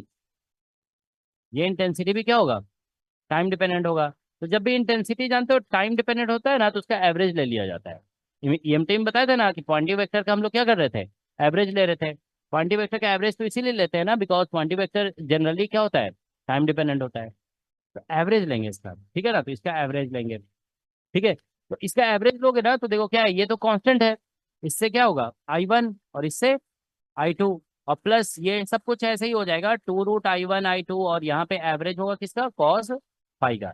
अब तुम जानते हो कॉस फाई का एवरेज 0 होता है, समझ गए, कॉस फाई का एवरेज 0, तो इसलिए इसमें इंटेंसिटी जो निकलेगा ना वो I1 प्लस I2 ही निकल जाएगा। तो इसका मतलब कोई इंटरफेरेंस नहीं हुआ। तो देखो क्या होगा, अगर सेम पोलराइजेशन भी है और टाइम डिपेंडेंट अगर फेज डिफरेंस होता है दोनों के बीच में, तो average intensity I1 plus just sum of the two intensity के इक्वल हो जाता है, ठीक है ना। मतलब कि क्या होगा, कभी इंटेंसिटी बढ़ेगा और कभी, जैसे ये चेंज हो रहा है ना टाइम के साथ, तो हम देखेंगे तो कभी मान लो इसका वैल्यू 1 हो जाएगा तो मैक्स इंटेंसिटी आ जाएगा I1 प्लस I2, कभी वैल्यू -1 हो जाएगा तो I1 माइनस I2 आ जाएगा, तो इस तरह से चेंज होता रहेगा। एवरेज जो आएगा इंटेंसिटी कितना आ रहा है, I1 प्लस I2, तो मतलब ओवरऑल हम कहेंगे कोई इंटरफेरेंस नहीं हो रहा है, ठीक है ना। तो मतलब ये कहा जाएगा नो। एक्चुअली ये जो चेंज होता है ना, देखो लाइट की हम बता चुके हैं ना, लाइट की जो फ्रीक्वेंसी जनरली होती है, इसमें हम लोग अभी पोलराइजेशन में डिस्कस कर रहे थे ना, वो लगभग 10 पावर 14 15 आता है। इतना आता है ना, 10 पावर 14 15 क्या बोलते हैं टाइम्स पर सेकेंड है ना ये। इतना मतलब फ्रीक्वेंसी निकालोगे तो इतना लगभग निकलता है। तो अगर जानते हो मतलब ये बहुत फास्ट चेंज हो रहा है, मतलब मैक्सिमम हुआ मिनिमम हुआ, ठीक है ना, बहुत फास्ट हो रहा है, मतलब 1 सेकंड में 100 बार भी हो गया। तो हम लोग को तो वो दिखेगा नहीं ना, क्योंकि हम लोग जानते हैं कि human eyes can notice only changes of मतलब 15 16 है ना, ऐसा ही होता है। तो 100 बार चेंज हो रहा होगा ना, तो आपको मैक्सिमम होता हुआ या मिनिमम होता हुआ फिर नहीं दिखेगा। वो आपको ऐसा लगेगा कि यूनिफॉर्म है, ठीक है ना। तो मतलब एक तरह से यूनिफॉर्म इंटेंसिटी दिखेगा उस केस में, यूनिफॉर्म इंटेंसिटी। तो इसीलिए देखो कहा जाता है कि फेज डिफरेंस जो होना चाहिए ना, वो टाइम डिपेंडेंट नहीं होना चाहिए। अगर फेज डिफरेंस टाइम डिपेंडेंट हो जाता है तो इंटेंसिटी फिर क्या होता है, यूनिफॉर्म हो जाता है, ठीक है ना। तो इसीलिए फिर बोलते हैं कि नो इंटरफेरेंस हो गया, नो इंटरफेरेंस,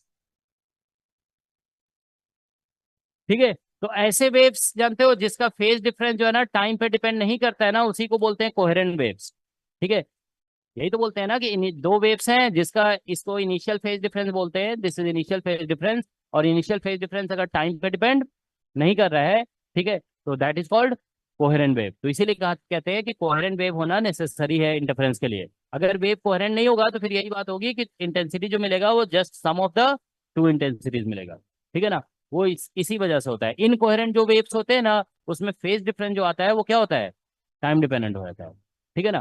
तो ये अगर आप लिखना चाहते हैं तो यहाँ पे लिख लें, ठीक है ना, कि incoherent wave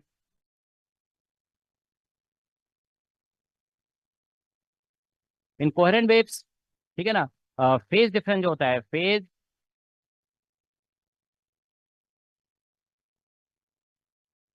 is independent of time,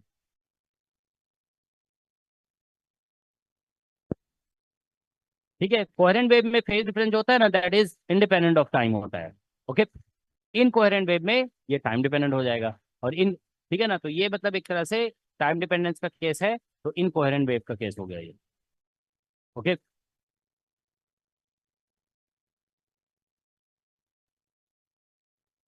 ठीक है, तो ऐसे भी कह सकते हैं कि if phase difference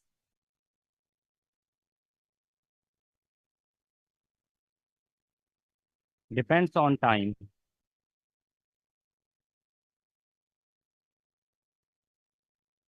then waves are called in coherent, ठीक है। तो फिर वेव्स को हम लोग इनकोहेरेंट कहते हैं, क्या।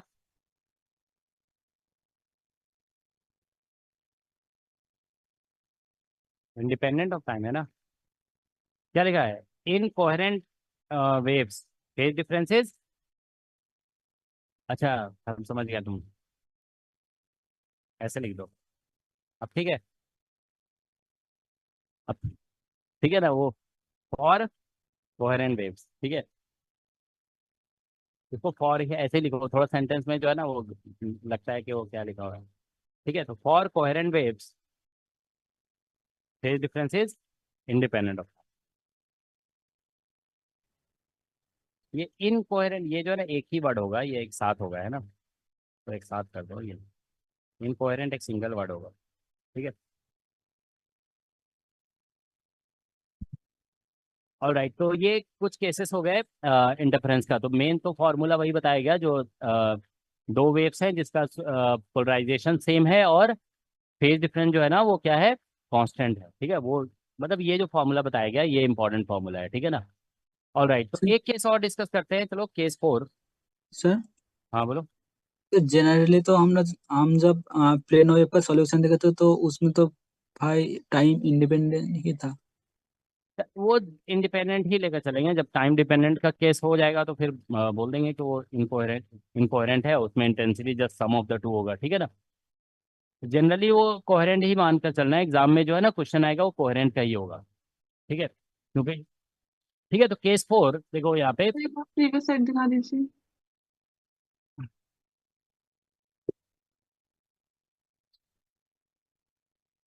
तो इनकोहेरेंट वेव का एग्जांपल क्या होगा?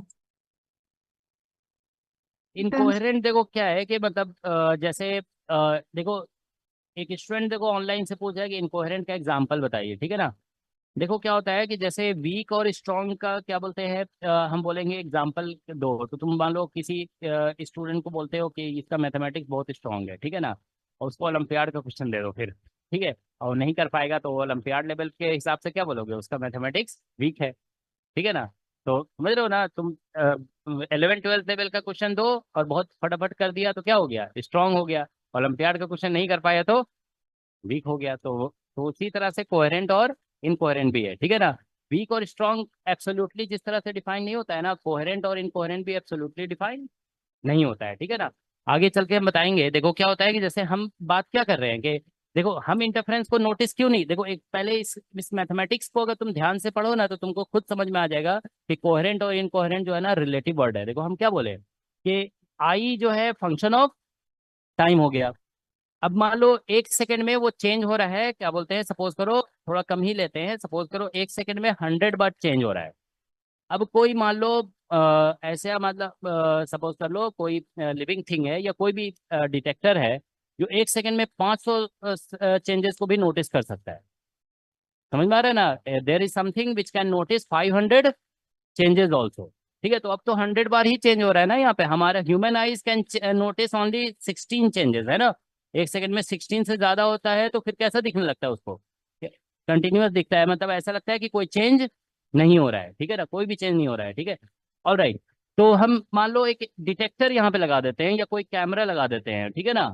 कैमरा, और कैमरा का जो मतलब फ्रेम रेट होता है ना कैमरे में, तो मान लो इसका रेट ऐसा है कि वो 1 सेकंड में क्या बोलते हैं 100 क्या 500 मान लो मेजर कर पा रहा है, ठीक है ना।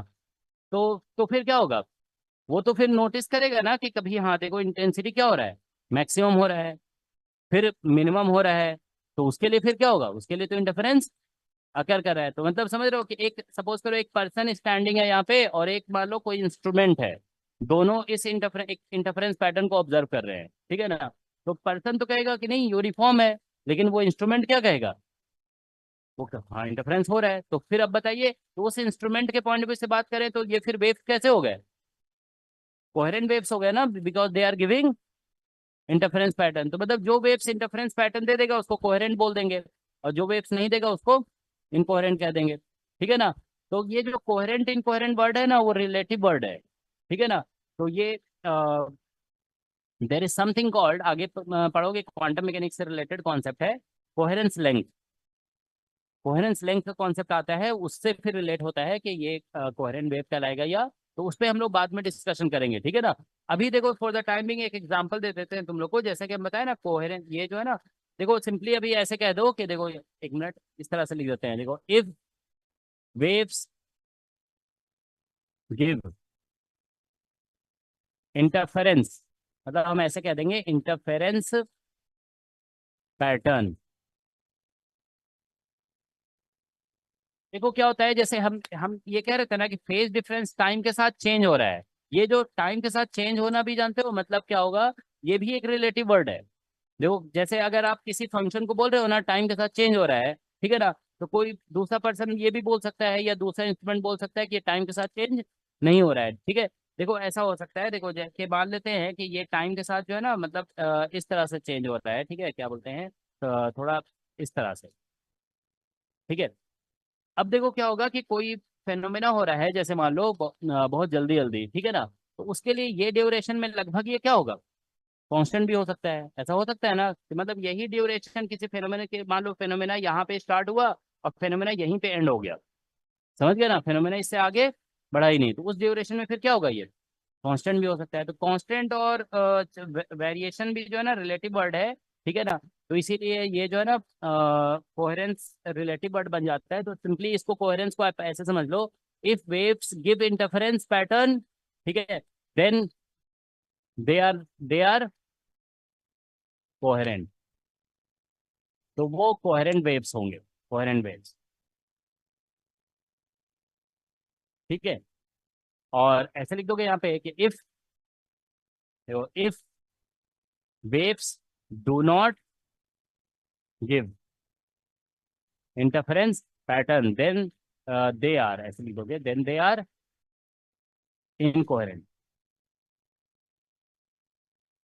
इनकोहेरेंट वेव्स, तो फिर वो इनकोहेरेंट वेव्स हो जाएंगे। ठीक है, अब ये चीज लिख देते हैं हम यहाँ पे कि coherence, coherence is a relative concept, relative concept है, कोई एब्सोल्यूट कॉन्सेप्ट नहीं है ये।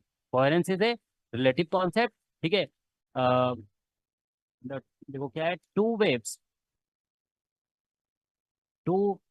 वेव्स विच, ठीक है, act like coherent in one situation, one situation may act like incoherent, ठीक है, incoherent in another situation, ठीक है, another situation में ये incoherent की तरह एक्ट कर सकते हैं। Is that okay? देखो अब इसका एक एग्जांपल देते हैं, तब तुम लोग को समझ में आ जाएगा। ठीक है ना, इसीलिए जानते हो तुम देखोगे जैसे घटक की बुक है ना, उसमें कोहेरेंस का कंडीशन निकाला हुआ है कि क्या कंडीशन होना चाहिए कि wave will behave like coherent. ठीक है ना, तो वो फिर इंस्ट्रूमेंट डिपेंडेंट कंडीशन होता है। ठीक है, तो देखो तुम लोग को, अगर तुम लोगों ने ऑप्टिक्स का एक्सपेरिमेंट किए होगे ना, तो तुम खुद समझ जाओगे। ऑप्टिक्स का एक्सपेरिमेंट किया है तुम लोगों ने, इंटरफेरेंस का जो होता है, कौन कौन सा एक्सपेरिमेंट किया है? नहीं, इंटरफेरेंस का कौन कौन सा किया है? न्यूटन न्यूटन सिंह सभी ने किया होगा, न्यूटन ठीक है ना, और यंग्स डबल स्लिट एक्सपेरिमेंट। ठीक है, तो देखो एक बार समझा देते हैं, देखो अभी तुम्हें समझ में आ जाएगा। Sir Newton ring previous slide में एक्सपेरिमेंट, एक डाउट है। एक मिनट, क्या डाउट है? Sir previous slide, please. Previous slide में, हाँ, Here there is no interference because it is time dependent phase difference. But मतलब in हाँ next वही slide, कह रहे हैं ना, वही तो हम कह ही रहे थे कि मतलब हम ये जो अभी लिख रहे हैं ना कि ये क्या बोलते हैं, जैसे I1 + I2 हमने लिख दिया है, ठीक है ना, तो ये हमारे लिए, ये ह्यूमन बीइंग के लिए हम लिख रहे हैं। ठीक है ना, किसी इंस्ट्रूमेंट के लिए इंटरफेरेंस मतलब हमको दिख भी सकता है कि मैक्सिमम हो रहा है और मिनिमम हो रहा है। ठीक है ना, अभी हम फॉर द टाइम बीइंग इसको 0 लिख रहे हैं। ठीक है ना, वो तो डिपेंड भी करेगा ना कि कितना स्लो ये वेरी कर रहा है या कितना फास्ट वेरी कर रहा है। ठीक है, sir, then this is coherent wave, no? Because हाँ, तो the हमारे phase लिए तो ये कोहेरेंट मतलब अब नहीं, तो ये तो हो गया ना कि ये इंटरफेरेंस नहीं दे रहा है ना, क्या लिखा गया, नो इंटरफेरेंस, तो नो इंटरफेरेंस को क्या बोलोगे, इनकोहेरेंट हो गया ना। but in क्योंकि next slide you have written, अब जो भी लिखे हैं तुम, अब क्या बोलते हैं, तुम इतना समझ लो। देखो हमने क्या लिखा है, waves give interference then they are called coherent. Coherent तो वो लिख ही रहे हैं ना। ठीक है, अब इंटरफेरेंस देंगे तो क्या कहलाएगा, कोहेरेंट, और डू नॉट गिव इंटरफेरेंस तो क्या कहलाएगा, इनकोहेरेंट। ठीक है ना, तो ये इंटरफेरेंस दे रहा है कि नहीं दे रहा है? नहीं दे रहा है, तो क्या बोलोगे? सर ये सर ये इंटरफेरेंस पैटर्न फिर मतलब जो दे ऑब्जर्वर पर डिपेंड करेगा कि हाँ, कौन। इंटरफेरेंस पैटर्न ऐसा हो ही सकता है कि एक पर्सन को इंटरफेरेंस दिख सकता है और दूसरे को नहीं दिख सकता है, ऐसा हो सकता है। अब जैसे गैलीलियो को दिखा के क्या बोलते हैं, जुपिटर के सैटेलाइट्स हैं और पूरी दुनिया को नहीं दिख रहा है। हाँ, ऐसा हो सकता है कि नहीं? अब तो वो तो ऑब्जर्वेशन पे ही है ना, ठीक है, कि आप कैसे ऑब्जर्व कर रहे हो। ठीक है, तो बिल्कुल हो सकता है। ठीक है, तो जब गैलीलियो ने बोला ये सब बातें, तो उसको लोग जेल में डाल दिए थे। ठीक है ना, क्या क्या बोल रहे हो तुम? ठीक है, नहीं नहीं, गैलीलियो को भी जेल में डाला गया ना, गैलीलियो भी काफी दिनों तक जेल में थे। ठीक है, तो ठीक है, अभी भी तुम्हें पता है कि मतलब कई लोग मतलब ऐसे हैं जो अर्थ को फ्लैट मानते हैं। ठीक है, हाँ हाँ, तो मतलब फ्लैट मानते हैं बहुत लोग। ठीक है ना, कई लोग, नहीं नहीं, बहुत लोग जानते हो, देखो क्या होता है कि जो साइंस नहीं पढ़े हुए हैं ना, ठीक है, अब कोई ऐसे बोलेगा कि हम ऊपर से जाके सैटेलाइट से फोटो ले रहे हैं और वो हमको राउंड दिख रहा है, तो राउंड ही तो मानेंगे ना। ठीक है, और ऐसे बहुत सारे रीजन है अर्थ को राउंड मानने का। ठीक है, लेकिन जो लोग वो रीजन नहीं समझते हैं, वो लोग बोलते हैं कि फ्लैट है। कुछ कई लोग बोलते हैं कि अर्थ इज नॉट मूविंग, अर्थ को बोलते हैं कि दिख तो रहा है, रुका हुआ है, देखो। ठीक है, तो रुका हुआ मानते हैं अर्थ को। ठीक है, तो बहुत तो वही वो इंटरफेरेंस पैटर्न डेफिनेटली क्या बोलते हैं, एक ऑब्जर्वर को दिख भी सकता है, मतलब ऑब्जर्वर मतलब ह्यूमन बींग्स को तो सभी को तो मतलब एक जैसा दिखेगा ठीक है, मतलब ह्यूमन बींग्स में ऐसा नहीं बोल सकते हो कि एक को दिख रहा है और एक को नहीं दिख रहा है। इंस्ट्रूमेंट की बात कर सकते हैं कि हमें मान लो नहीं दिख रहा है इंटरफेरेंस पैटर्न, वो इंस्ट्रूमेंट यहाँ लगा दे तो उसको दिख सकता है इंस्ट्रूमेंट को कि ये कभी मैक्सिमम हो रहा है कभी मिनिमम हो रहा है। ठीक है, ऑलराइट। तो ठीक है, तो बस ये हो गया। तो अब देखो एक एग्जांपल दे रहे हैं तुम लोग को, ठीक है ना, कि जैसे देखो हम अगर न्यूटन रिंग एक्सपेरिमेंट की बात करें, ठीक है ना, न्यूटन्स रिंग एक्सपेरिमेंट, ठीक है, न्यूटन रिंग एक्सपेरिमेंट। अच्छा तुम्हें पता है न्यूटन का ऑप्टिक्स में इंटरेस्ट कैसे स्टार्ट हुआ था? न्यूटन, देखो थोड़ी सी एक स्टोरी है बताते हैं तुम्हें। न्यूटन जो है ना, न्यूटन क्या कहते हैं कि बड़े मतलब सिर्फ कुछ लोग ऐसे होते हैं ना कि जिनको मतलब दुनियादारी ज्यादा नहीं आती है, ठीक है, वो पता चला सब्जी खरीदने गए, जो 20 रुपए मिल रहा है उसको 40 रुपए खरीद के ले आए। ऐसा भी होता है, कुछ लोग ठगे जाते हैं, लोग देख लेते हैं कि हाँ इसको ठग सकते हैं। तो वैसे ही न्यूटन थे, ठीक है। तो उसको क्या हुआ, एक पर्सन जो है ना प्रिज्म लेके आया, ठीक है ना, मतलब प्रिज्म बेचने के लिए, ठीक है। तो न्यूटन मिल गया उसे, तो उसने मतलब क्या बोलते हैं न्यूटन को दिखाया, तो न्यूटन को बड़ा अच्छा लगा, ठीक है ना। तो वो उसने क्या किया, उस पर्सन ने न्यूटन को मतलब उसका जो एक्चुअल प्राइस था ना उससे 10 टाइम्स ज्यादा प्राइस में बेचा, और न्यूटन खरीद भी लिया, ठीक है। तो मतलब जब वो खरीद के घर आया तो बताया कि इतने में खरीदे, तो लोग जो है उसको बोलने लगे कि ये तो तुम्हें कुछ आता ही नहीं है प्राइस वगैरह के बारे में तो 10 टाइम्स में ज्यादा प्राइस में उसने प्रिज्म खरीदा। लेकिन जब खरीद लिया तो उसने सोचा अब इससे कुछ करते हैं, ठीक है। तब उसने वो जो कहते हैं ना कि लाइट पास किया, तो फिर क्या बोलते हैं वो स्प्लिट कर गया 7 कलर्स में, उसी प्रिज्म से उसने वो एक्सपेरिमेंट कर दिया, ठीक है। तो वहां से फिर उसका लाइट में इंटरेस्ट डेवलप हुआ, ठीक है। तो न्यूटन रिंग जानते हो, इसलिए बोला जाता है ना कि जो न्यूटन रिंग था वो न्यूटन ने ऑब्जर्व नहीं किया था, किसी और ने ऑब्जर्व किया था पहले, लेकिन न्यूटन ने जानते हो इसको एक्सप्लेन किया था कि क्यों बन रहा है ये, ठीक है। तो और उसने जानते हो एक्सप्लेन किया था पार्टिकल नेचर ऑफ लाइट को मानकर।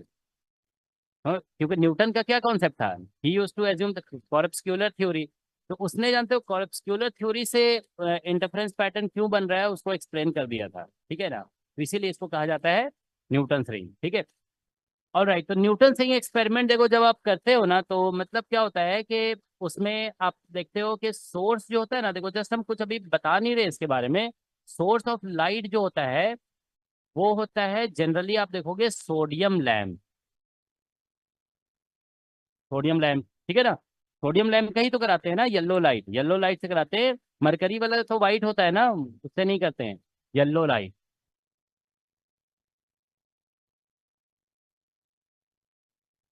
ठीक है ना, येलो लाइट होता है, ठीक है ना।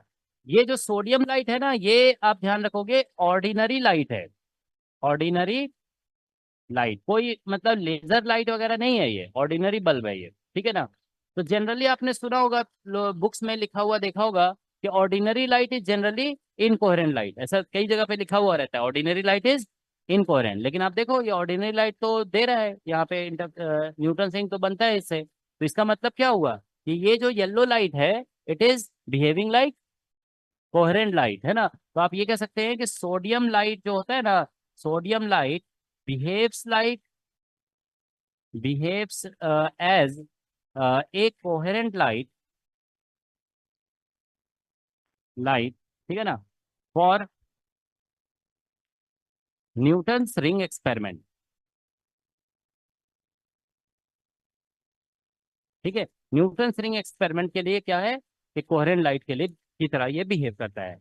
फिर आप देखिए कि न्यू आप लैब में अगर आप थोड़ा सा एनालाइज करोगे ना, तो कभी भी आप देखोगे कि Young's double slit experiment sodium lamp से नहीं कराया जाता है, ठीक है। Young's double slit experiment is always done using laser light, आप देखोगे हर जगह पे लेजर लाइट से कराते हैं, ठीक है ना। तो ये जो यंग्स डबल स्लिट एक्सपेरिमेंट है, देखो यहाँ पे अनदर एग्जांपल,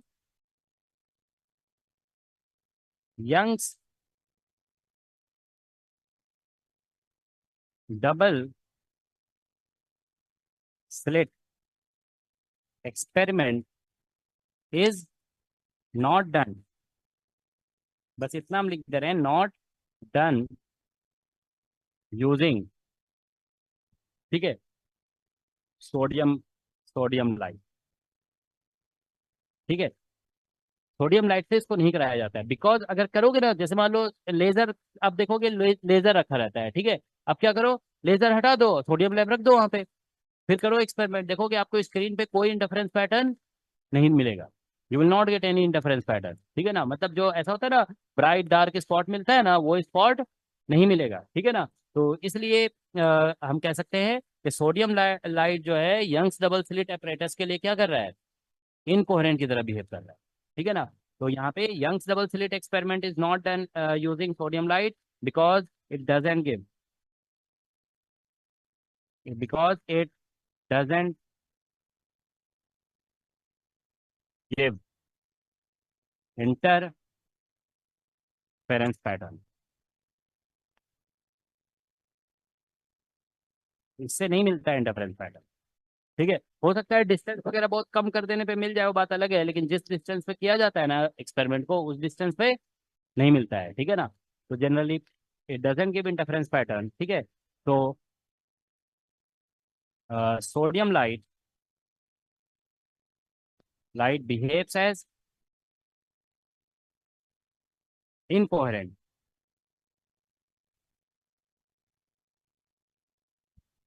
हम्म,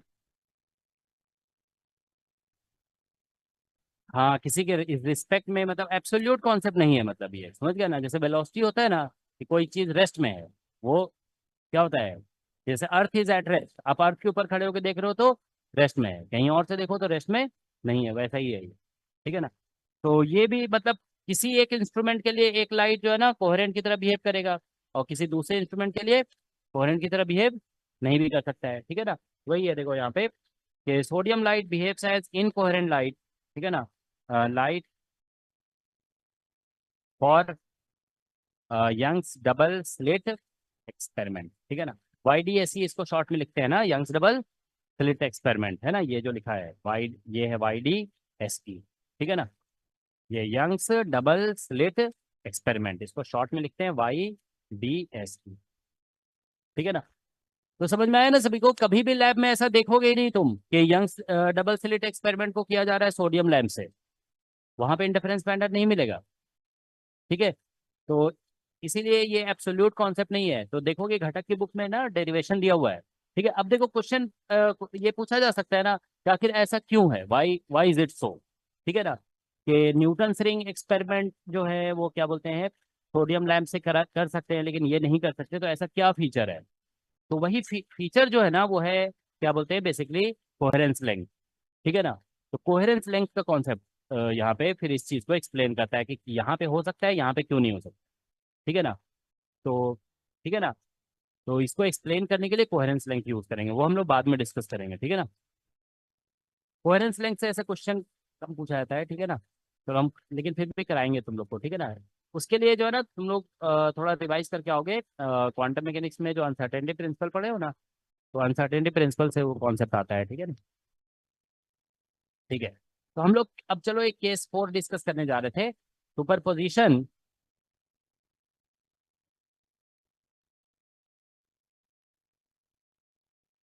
ठीक है of two light waves having, ठीक है, पोलराइजेशन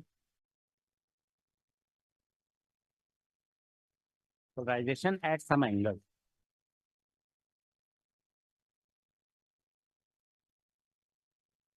ठीक है। पोलराइजेशन कुछ एंगल पे है दोनों का, ठीक है ना। मतलब एक का पोलराइजेशन, मतलब अभी हम लोग देखो पैरेलल का डिस्कस किए थे और परपेंडिकुलर, ठीक है ना। अब मान लो दोनों के बीच में कुछ एंगल है, सम एंगल, ठीक है ना। तो मतलब ऐसा होगा कि देखो सपोज करो कि ये एक्स एक्सिस है और ये वाई एक्सिस है, ठीक है ना। एक वेव जो जा रहा है ना इधर, मान लो एक वेव ऐसे इधर जा रहा है जेड डायरेक्शन में, उसका इलेक्ट्रिक फील्ड सपोज करो इस डायरेक्शन में है, ये E1 का डायरेक्शन है, और E2 जो है ना वो हम ऐसे कह देते हैं कि दूसरा वेव भी इधर ही जा रहा है, ऐसे इधर जेड में जा रहा है, और इसका इलेक्ट्रिक फील्ड जो है ना वो इधर है E2, ऐसा है, ठीक है ना। समझ लो ना, इस इधर इधर ऐसे ऑसिलेट कर रहा है, ये भी प्लेन वेव है, इज दैट ओके। तो दोनों के बीच में कुछ एंगल हो गया ना, ठीक है। तो अब हम देखते हैं कि इसमें क्या होगा। तो देखो इसको ऐसे लिखना होगा कि E1 जो हम लिखेंगे ना वो ऐसे लिख देते हैं, मान लो एम्पलीट्यूड है इसका ए, ठीक है ना, या A1 लिख देते हैं, ठीक है ना, A1 आई कैप और sine KZ minus omega, is that okay, ये लिखा जाएगा। और E2 जो हम लिखेंगे ना, देखो E2, तो ये आप देखिए कि जैसे ये इस डायरेक्शन में होगा ना, तो इसको तो हम दो कंपोनेंट में रिजॉल्व कर सकते हैं ना, एक्स और वाई में, कुछ भी होगा तो हम वो ऐसा तो लिख ही सकते हैं।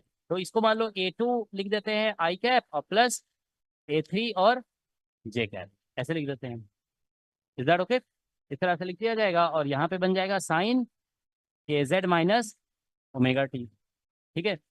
अब हमें देखिए इसका सुपरपोजिशन कंसीडर करना है। तो देखो क्या होगा इसमें, तुम लोग देखो ये आई कैप है और ये भी क्या है, आई कैप, इन दोनों का पोलराइजेशन सेम है। तो इन दोनों से फिर जानते हो क्या होगा कि इंटेंसिटी जो मिलेगा ना, वो फिर जो सेम पोलराइजेशन वाला कॉन्सेप्ट बताया ना वो लग जाएगा यहाँ पे, ठीक है ना। तो यहाँ पे इंटेंसिटी और इससे फिर एक तो देखो हम ये कह सकते हैं कि I1 के कोरिस्पॉन्डिंग मान लो इंटेंसिटी A1 के कोरिस्पॉन्डिंग इंटेंसिटी I1 लिख देते हैं, A2 के कोरिस्पॉन्डिंग इंटेंसिटी I2 और A3 के कोरिस्पॉन्डिंग इंटेंसिटी I, ठीक है ना।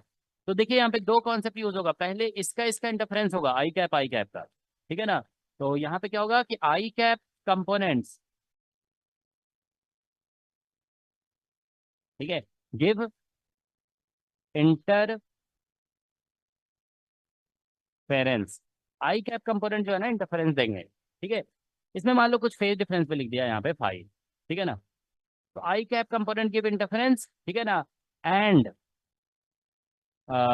ठीक है, जे कैप कंपोनेंट ओनली एड्स, ठीक है, एड्स टू या एड सिर्फ लिख देते हैं, ओनली ऐड हो जाएगा, ठीक है ना। तो देखो जैसे कि प्रीवियस डिस्कशन है ना वो आप यूज करोगे ना समझ में आ जाएगा। देखो हम लोगों ने स्टार्टिंग जो की है आज की क्लास में वो यहीं से स्टार्ट किए थे ना, कि एक आई कैप में है देखो इलेक्ट्रिक फील्ड और एक जे कैप में, तो रिजल्टेंट इंटेंसिटी निकालोगे तो क्या होगा, सिंपली दोनों की इंटेंसिटी का सम हो जाता है। कोई मतलब इंटरफेरेंस यहाँ पे फेज डिफरेंस कुछ भी हो यहाँ पे, ठीक है ना, इंटेंसिटी डायरेक्टली क्या होगा, ऐड हो जाएगी। जन तो स्टूडेंट को कंफ्यूज करने के लिए ये आ सकता है एग्जाम में, क्योंकि एग्जाम में थोड़ा जल्दी में रहता है ना स्टूडेंट, पता चला यहाँ फेज डिफरेंस लिख दिया 5, मान लो 5/2 या 5/2 तक लिखेगा तो भी यही आ जाएगा। मान लो यहाँ पे लिख दिया समथिंग 5/3, ठीक है, स्टूडेंट ने जल्दी देखा कि हाँ फेज डिफरेंस 5/3 है, उसमें ये लगा दिया I1 + I2 + 2√I1 I2 और इंटू कॉस 5/3। उसमें ध्यान रखना है कि जब भी दो वेव दिया रहेगा ना पहले इसको देखना जरूरी है, आई और जे, चाहे फेज डिफरेंस कुछ भी हो यहाँ पे, अगर ये आई और जे में आ गया ना तो फिर आंसर यही होगा, I1 + I2 होगा। तो देख रहे हो ना परपेंडिकुलर में जस्ट ऐड हो जाते हैं ना, तो इसीलिए यहाँ पे अभी जो कॉन्सेप्ट हम बता रहे हैं उसमें भी ऐसे ही हो जाएगा कि ये दोनों इंटरफेयर करेंगे, ठीक है ना, और ये जो थर्ड कंपोनेंट है ना वो जस्ट ऐड हो जाएगा। तो यहाँ पे रिजल्टेंट इंटेंसिटी जब होगा ना तो वो फिर ऐसे निकलेगा, देखो रूट एंड सॉरी ये कैसे निकला हुआ था, I1 + I2 + 2√I1 × I2 और मल्टीप्लाइड बाई cos 5, ये तो इंटेंसिटी इन दोनों से निकल गया है ना सुपरपोजिशन से, और थर्ड वाला सिर्फ ऐड हो जाएगा, ये आंसर हो जाएगा, दैट्स द आंसर, ठीक है। तो थर्ड कंपोनेंट से ये आंसर आ जाएगा। ये ये जे कैप में है ना इसलिए जे कैप का इंटेंसिटी डायरेक्टली ऐड हो जाएगा, ठीक है। तो this is how you will gate.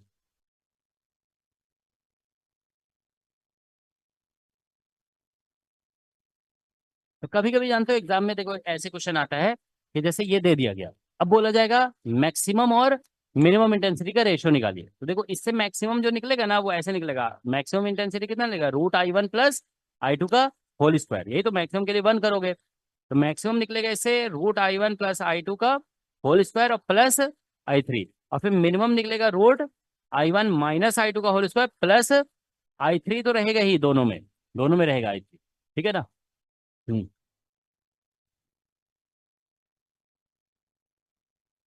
हम्म नहीं नहीं, बात यह है कि वो तो अलग से समझो प्रेजेंट ही रहेगा, वो तो अलग ही रहेगा ना, वो तो इंटरफेयर करेगा ही नहीं, वेव वेव तो इंटरफेयर कर जाएगा ना, ये दोनों समझ गया ना, ये तो इंटरफेयर करके टोटल फील्ड अपना क्रिएट कर लेगा, ठीक है ना, तो इसको ही इंटरफेयर कराना है, ठीक है ना।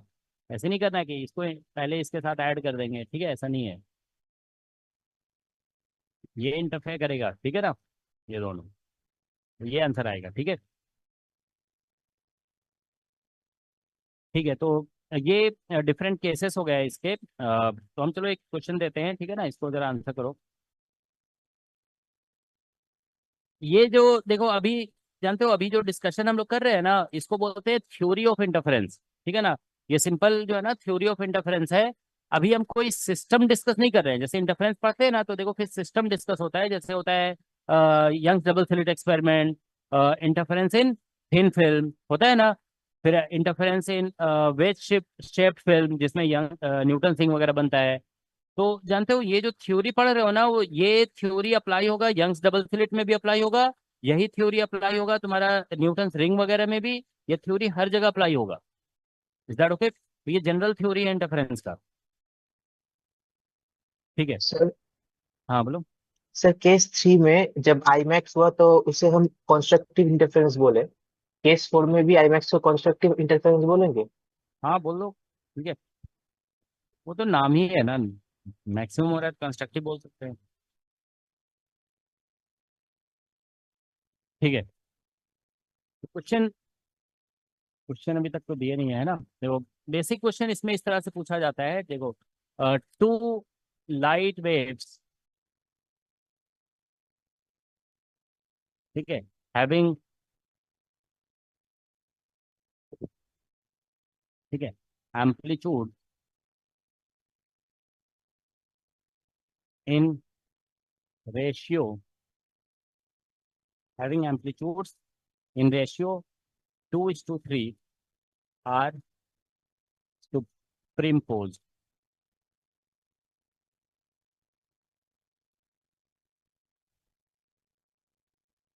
What is ratio of maximum to minimum intensity?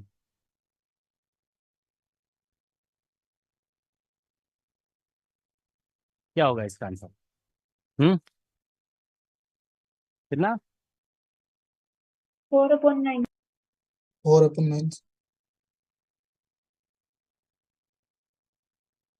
वो कैलकुलेशन थोड़ा जो बताया क्लास में जो पढ़े हो ना उसको यूज करो, ठीक है, पहले से पढ़े हो उसको नहीं करो यूज।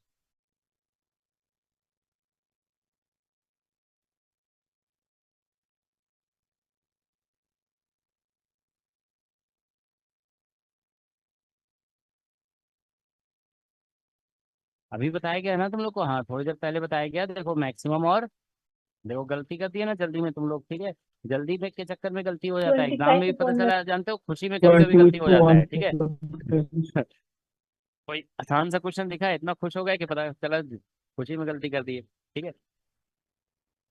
नहीं ऐसा होता है। एक एक स्टूडेंट ने, मतलब जानते हो क्या है, हमको बताया, हालांकि उसका रैंक 33 आया था, ठीक है ना, तो उसने बताया हमें कि उसने मतलब डिफरेंशियल इक्वेशन सॉल्व किया, मतलब देखा कि बड़ा आसान सा डिफरेंशियल इक्वेशन है, तो एकदम खुश हो गया कि इसको बहुत हो ही जाएगा। उसने सॉल्व किया, और जानते हो सॉल्व करके ऐसा कभी कभी होता है ना कि this differential equation represents which equation, ऐसा होता है ना। तो फिर उसको सॉल्व किया, आया आंसर एलिप्स, और टिक कर दिया सर्कल, ठीक है। ऐसा गलती भी होता है एग्जाम में,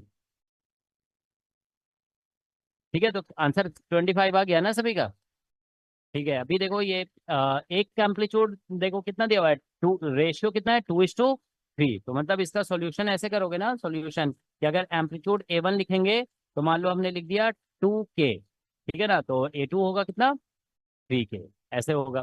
तो हमने ये पढ़ा है आई मैक्स और डिवाइडेड बाई आई मिनिमम, ठीक है ना, I minimum that is equal to होता है A1 प्लस AB लिखे हुए थे हम, समझ गए ना, और A1 माइनस A2 का होल स्क्वायर, ये पढ़े हैं ना हम लोग। अभी देखो A प्लस बी और A माइनस बी का बताया गया था होल स्क्वायर, ठीक है ना।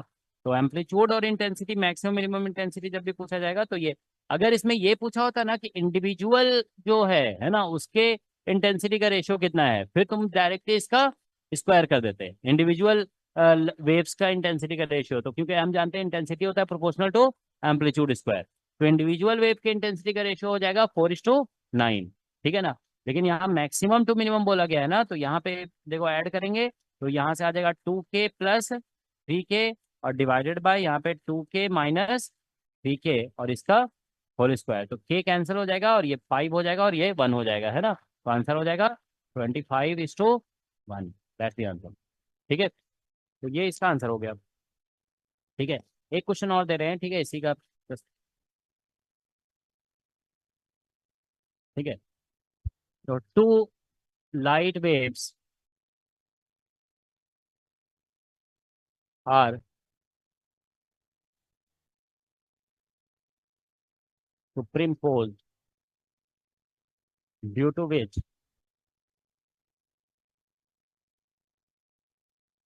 we get maximum and minimum intensity ratio। Maximum and minimum intensity ratio मान लो हमें मिल रहा है, लेट्स से 25/9। ठीक है, तो व्हाट इज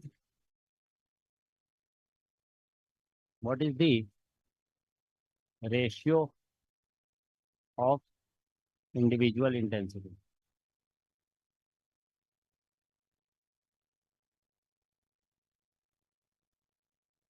बहुत बेसिक मैथमेटिक्स का क्वेश्चन है, ठीक है ना, लेकिन ऐसे क्वेश्चन आते हैं एग्जाम में, ठीक है, इसीलिए कराया जा रहा है, ठीक है ना। This type of question is asked actually.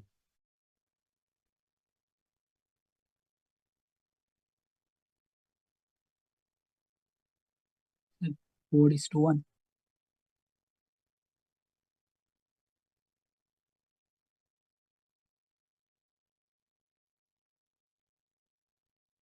Formula देखो जो बताया गया ना, फॉर्मूला बेस्ड क्वेश्चन है 16:7 से। ना। 1:4 आ रहा है। एम्पलीट्यूड निकाल रहे हो कि क्या निकाल रहे हो, इंटेंसिटी निकाल रहे हो ना। 16:7। करो करो ध्यान से करो, इतना सारे आंसर बता रहे हो तुम लोग।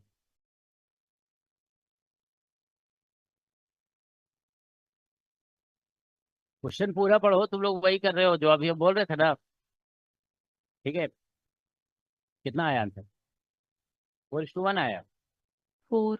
एम्पलीट्यूड बता रहे हो, इंटेंसिटी बता रहे हो? क्वेश्चन जो पूछा जाएगा वही पूछ बताओगे ना। सर 1:16।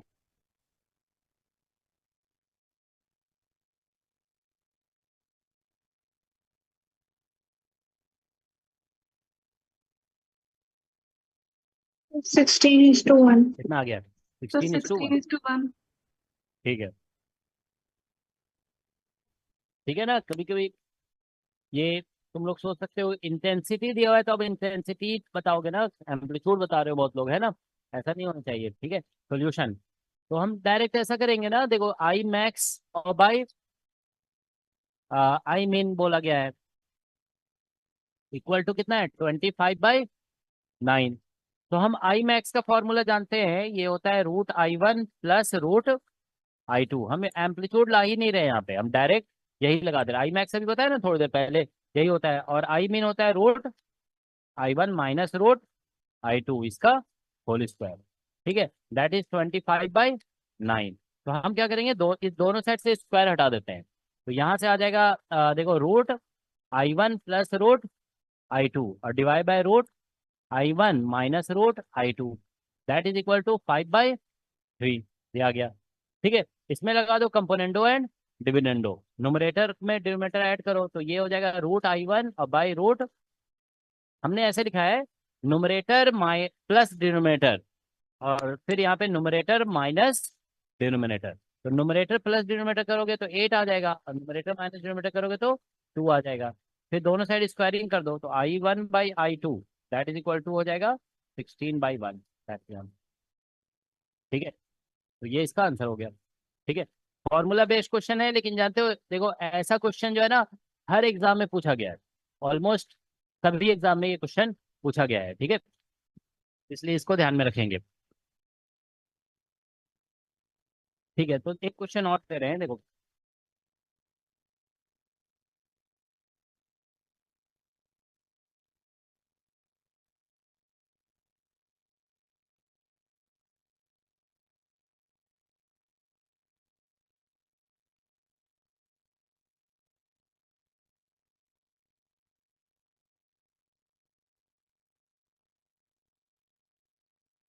हो गया सभी का नोट?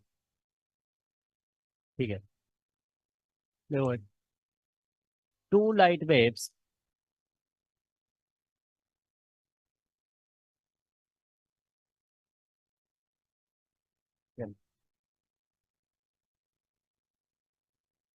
एक मिनट ऐसे थोड़ा रुक जाओ, ऐसे भी। तो a light wave of intensity I naught, ठीक है, एक लाइट वेव है जिसका इंटेंसिटी आई नॉट है, ठीक है, हैविंग इलेक्ट्रिक फील्ड, ठीक है, इसमें इलेक्ट्रिक फील्ड दिया हुआ है E is equal to, let's say E naught i cap sine के जेड माइनस ओमेगा टी, ठीक है, is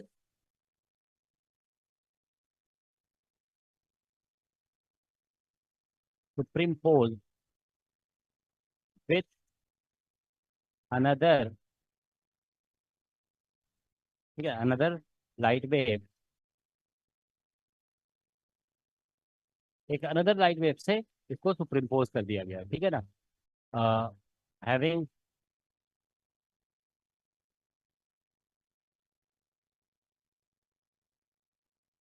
electric field, another wave का जो इलेक्ट्रिक फील्ड दिया हुआ है ना वो ऐसे दिया हुआ है, इसको E1 कर देते हैं, ठीक है ना, this is E2, this is E naught i cap, sorry E not common है, आई कैप और प्लस यहाँ पे लिखा हुआ है 4 J कैप, 2 J कैप कर देते हैं, 2 J कैप कर रहे हैं, ठीक है ना, 2 J कैप ये ठीक रहेगा, ठीक है। तो यहाँ पे ई नॉट आई कैप और प्लस 2 J कैप है, और यहाँ पे लिखा हुआ है कॉस के जेड माइनस ओमेगा टी, इससे सुपरइम्पोज किया गया है, ठीक है ना। Now question is calculate ratio of maximum and minimum intensity, तो सब निकालो जरा, थोड़ा सा लॉजिक अप्लाई करो, आंसर आ जाएगा। Ratio of maximum to minimum intensity बताना है।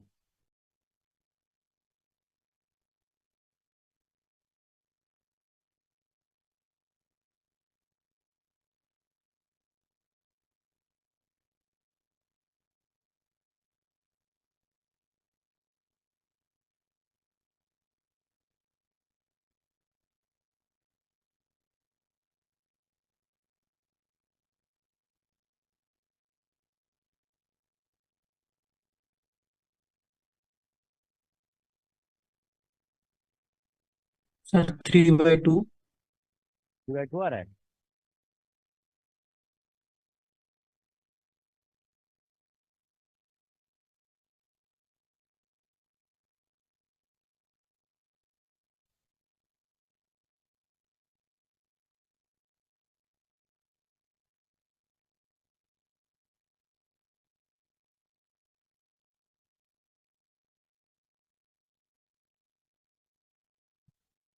टू आ रहा है, थोड़ा करो ध्यान से करो सर। ये लास्ट कॉन्सेप्ट से सॉल्व होगा ना, देखो यहाँ पे आई कैप है, इसका इंटरफेरेंस हो जाएगा और J कैप का इंटेंसिटी डायरेक्ट ऐड हो जाएगा, ठीक है ना, तो ये करना होगा।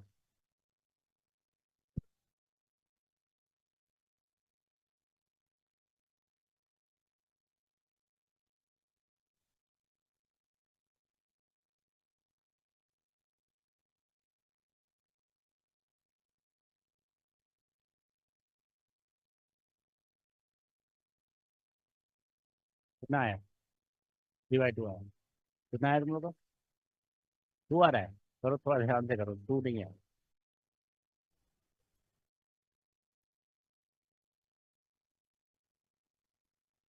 सर 3।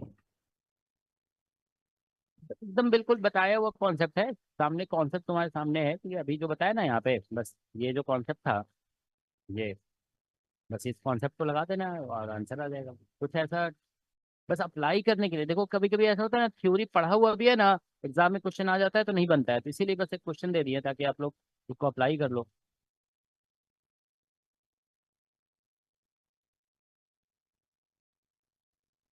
सर 2:1। क्या बता रहे हो आंसर, फिर से बोलो जोर से। 2:1। 2:1 नहीं, 2:1 नहीं आएगा, 2:1 नहीं आ रहा है। ठीक है चलो सॉल्यूशन, देखो कुछ स्टूडेंट ने सही बताया है, ठीक है ना, इसका आंसर 3:1 आएगा। ठीक है, अरे ना 3:1 आएगा। ठीक है, देखो इसमें ऐसा होगा ना कि 3 वेव्स है, ठीक है ना, इसमें एक इंटेंसिटी I1 कितना है, इसको, इसका तो बता दिया ना, इसका इंटेंसिटी कितना है I0, इसका तो बताया हुआ है I1 इज I0।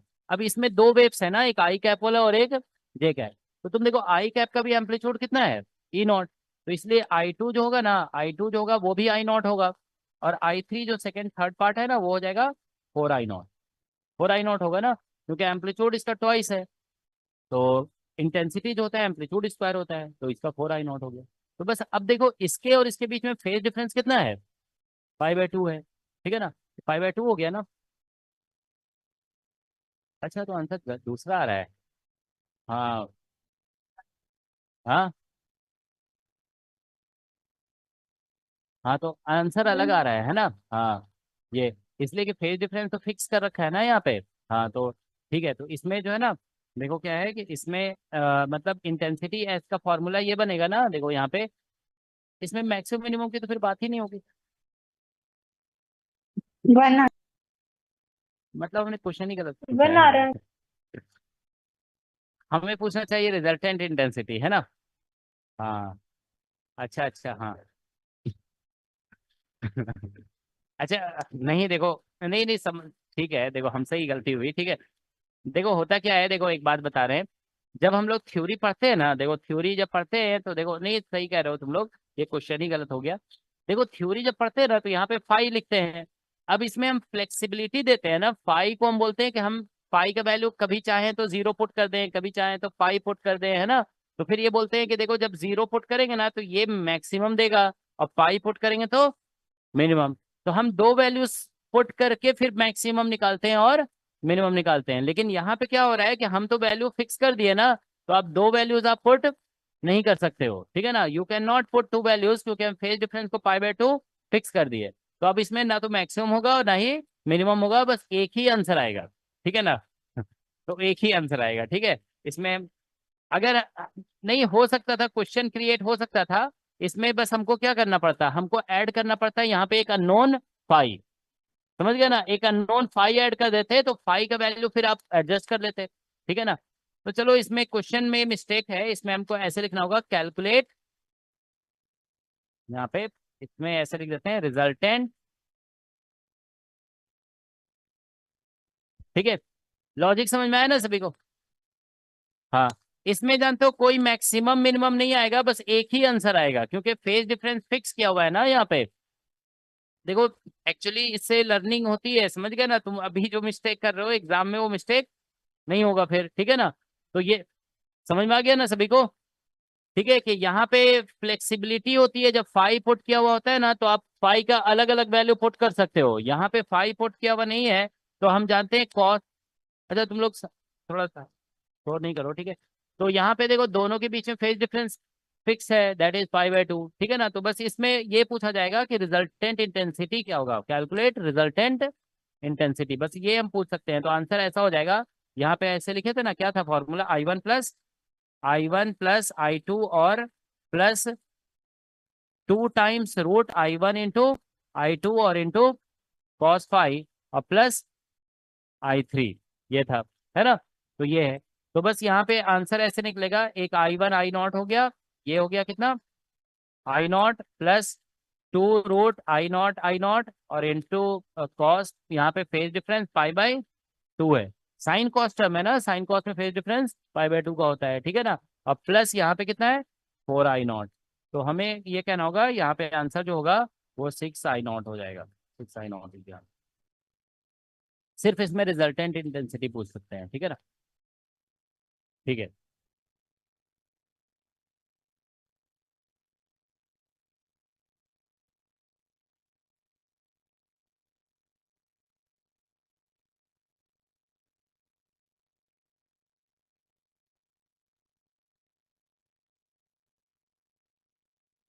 अब देखो नेक्स्ट हम लोग डिस्कस कर लेते हैं कितने केसेस हम बताए सुपरपोजिशन के, 4 केस हो गए, ठीक है ना। तो अब हम लोग